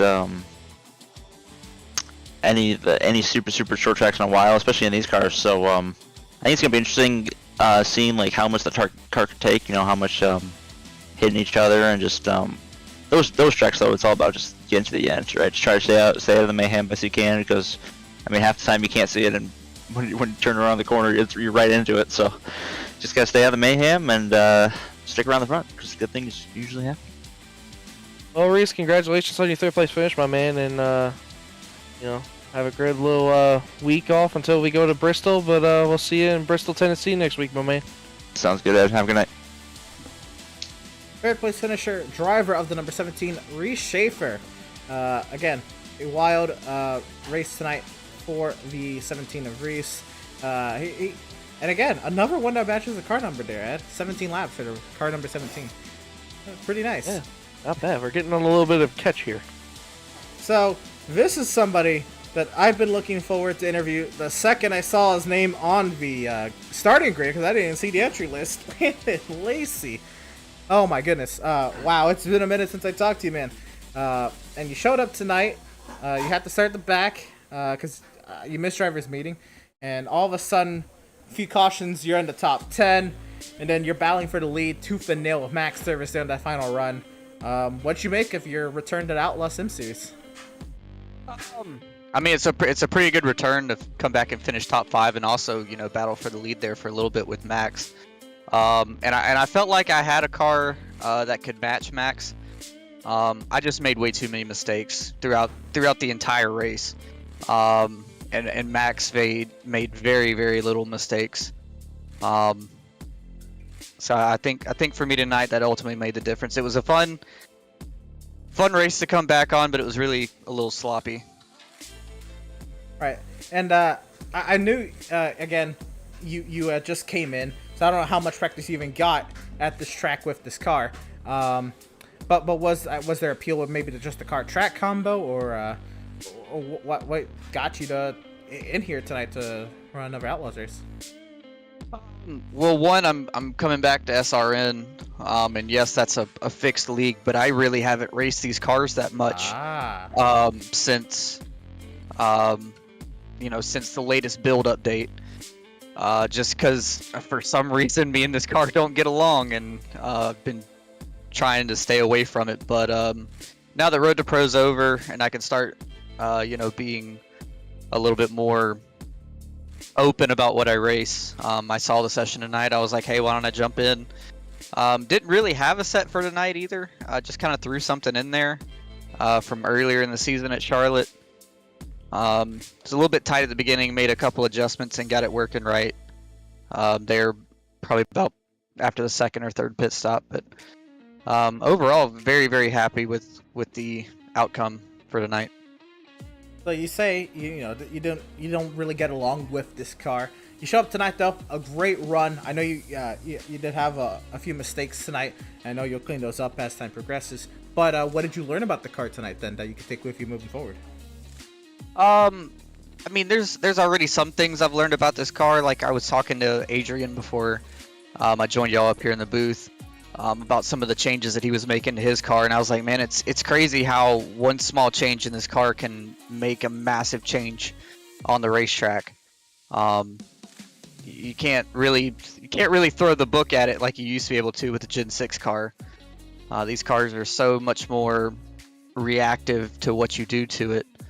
But I think the biggest thing I learned tonight is just probably managing tires a little bit better, especially there at the end. That last restart, I probably raced Max just a little bit too hard and kind of heated up my tire. And then I, was trying to run the outside through 1 and 2 and completely just got up in the wall. But yeah. All right, well, Landon, welcome back to the Outlaws Sim Series. A fun race tonight from you, fun to watch you. I don't know if you're going to join us next week, but next week is Bristol. If you do, or whenever you decide to join us again, best luck to, and hopefully we're talking to you then. Yes, sir. Thank you very much. Right on. Driver of the number 53 or 54. Landon, get that sorted out for next week. I will. Landon Lacey. Return to the Outlaw Sim Series. A lot of fun. And we have one more interview lined up for us tonight, Ed. Adrian Schumacher had a great race tonight. Adrian was another driver who really impressed me tonight. He ended up finishing 5th, but man, get a load of this guy. Well, not only does he impress us all tonight, Emerson, he impresses us all season. Adrian Schumacher with another great top 5 tonight on an oval, Adrian. I mean, it's gotta be great for you. I know you want the wins badly, man, but still, it's a great night overall for you, seeing all the chaos around you, right? The voices are back. It's just get it. Yeah, I mean, I think I did better than expected. Just not there, not there today. Well, you say that, Adrian, but you had a couple of runs with great top 3 potential, even sometimes even managing to try to get the lead, and it just seemed like a lot of cars out there tonight were just having a lot of handling issues, and then every time we seen you about halfway into a run, you started making up a lot more ground on some of these cars. What did you find in your 82 machine that everybody else just could not with the handling wise? Yeah, my Muskie Shop Toyota, just it was on rails at the beginning of the race. Once the track started cooling down, it started to become a long run car. I tried adjusting to that and found success to that. Just there's some great competition in front of me that out there cars into to keep me behind. Well, next week we go to a track that's definitely going to be interesting to be side by side with and all, but next week we go to the Last Great Coliseum at Bristol, Tennessee. What do you feel about your chances going on the short track? I've always had a pretty good success at Bristol. Just, I think avoiding the big ones, the pile-ups, is going to be the main challenge. Well, Adrian, no matter what, man, it's always a show when we watch you at these ovals. I mean, I know we're usually used to seeing you win on the road courses and all, but you always compete really well on these ovals, and definitely got some wins on the ovals coming for you soon on here. We just seem like every week it's just you're one of the favorites when we come to these kind of ovals. You definitely look like tonight, but no matter what, congratulations on your top 5 finish, man. We'll see you in Bristol next week. Yep. Thanks, guys. See ya. Driver number 82, Adrian Schumacher, rounds out into top 5. And Ed, again, we talked about it before the break. What a wild race. But it's not going to get any easier, Ed. You and I, we ran a couple months ago a race at Bristol, and I can already see the chaos that we could potentially have next week. Oh, yeah. If it's anything like the same that we ran, Emerson, I mean, it's definitely going to be a tire-saving race where that bottom lane is going to be where you want to be preferably for the whole run. Top can be, useful, but not as useful for tires and all, but it's definitely going to be interesting to say the least. I'm excited to see what we got going to Bristol, but I mean, man, it's short track races. You got to love it, right? I mean, we had beef here. For God's sakes, who knows what we're going to have when we go to Bristol? Certainly. That being said, I think finally, a lot of people will be saying that is going to do it for us tonight. But we're not done this week on the channel. And tomorrow night, we have a championship finale. The North American Racing League Porsche Cup schedule comes to a close on the Mount Panorama Bathurst tomorrow night, 8:30 p.m. Eastern. The 30-minute amateur race, the 50-minute pro-am race. You don't want to miss it. Championship action tomorrow night with the Porsche Cup cars. That's going to be a blast. And we keep the short track mojo going on here at MPI has Richmond this Sunday at 9 p.m. Eastern. We got Bristol this upcoming Wednesday at 7:30 p.m. Eastern. What a slate of races we've got. Yeah, I'm looking forward to the Richmond race with MPI. I mean, Richmond's a really great racetrack, a lot of great racing and multi-lane groove and everything, and definitely can play some strategy there too, so it's going to be interesting to say the least, but I'm excited for next week, Emerson. I mean, like I mentioned, Bristol, it's going to be a wicked one. Absolutely. Again, you can check us out on all of our social media platforms for updates for V Series and more. Of course, we were live tonight on Facebook, YouTube, Twitch, and Twitter tonight, and you can check out our social media updates at Facebook, Instagram, and Twitter. Facebook at facebook.com/pitstoptv. Twitter at pitstoptv_, Instagram at pit_stop_tv. Our YouTube channel, youtube.com/pitstoptv1, and our Twitch, twitch.tv /pit_stop_tv. What a wild night tonight, and well, I think thankfully a lot of people are just finally ready to hear That'll Do It from Charlotte. We're happy to have you all here and tuning in and joining us for tonight's action, and we hope you enjoyed tonight's broadcast.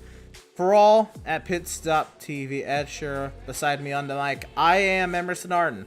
Thank you all for tuning in, and we'll see you tomorrow night for the North American Racing League Porsche Cup season finale from Mount Panorama, or next Wednesday night from the battle at the Last Great Coliseum.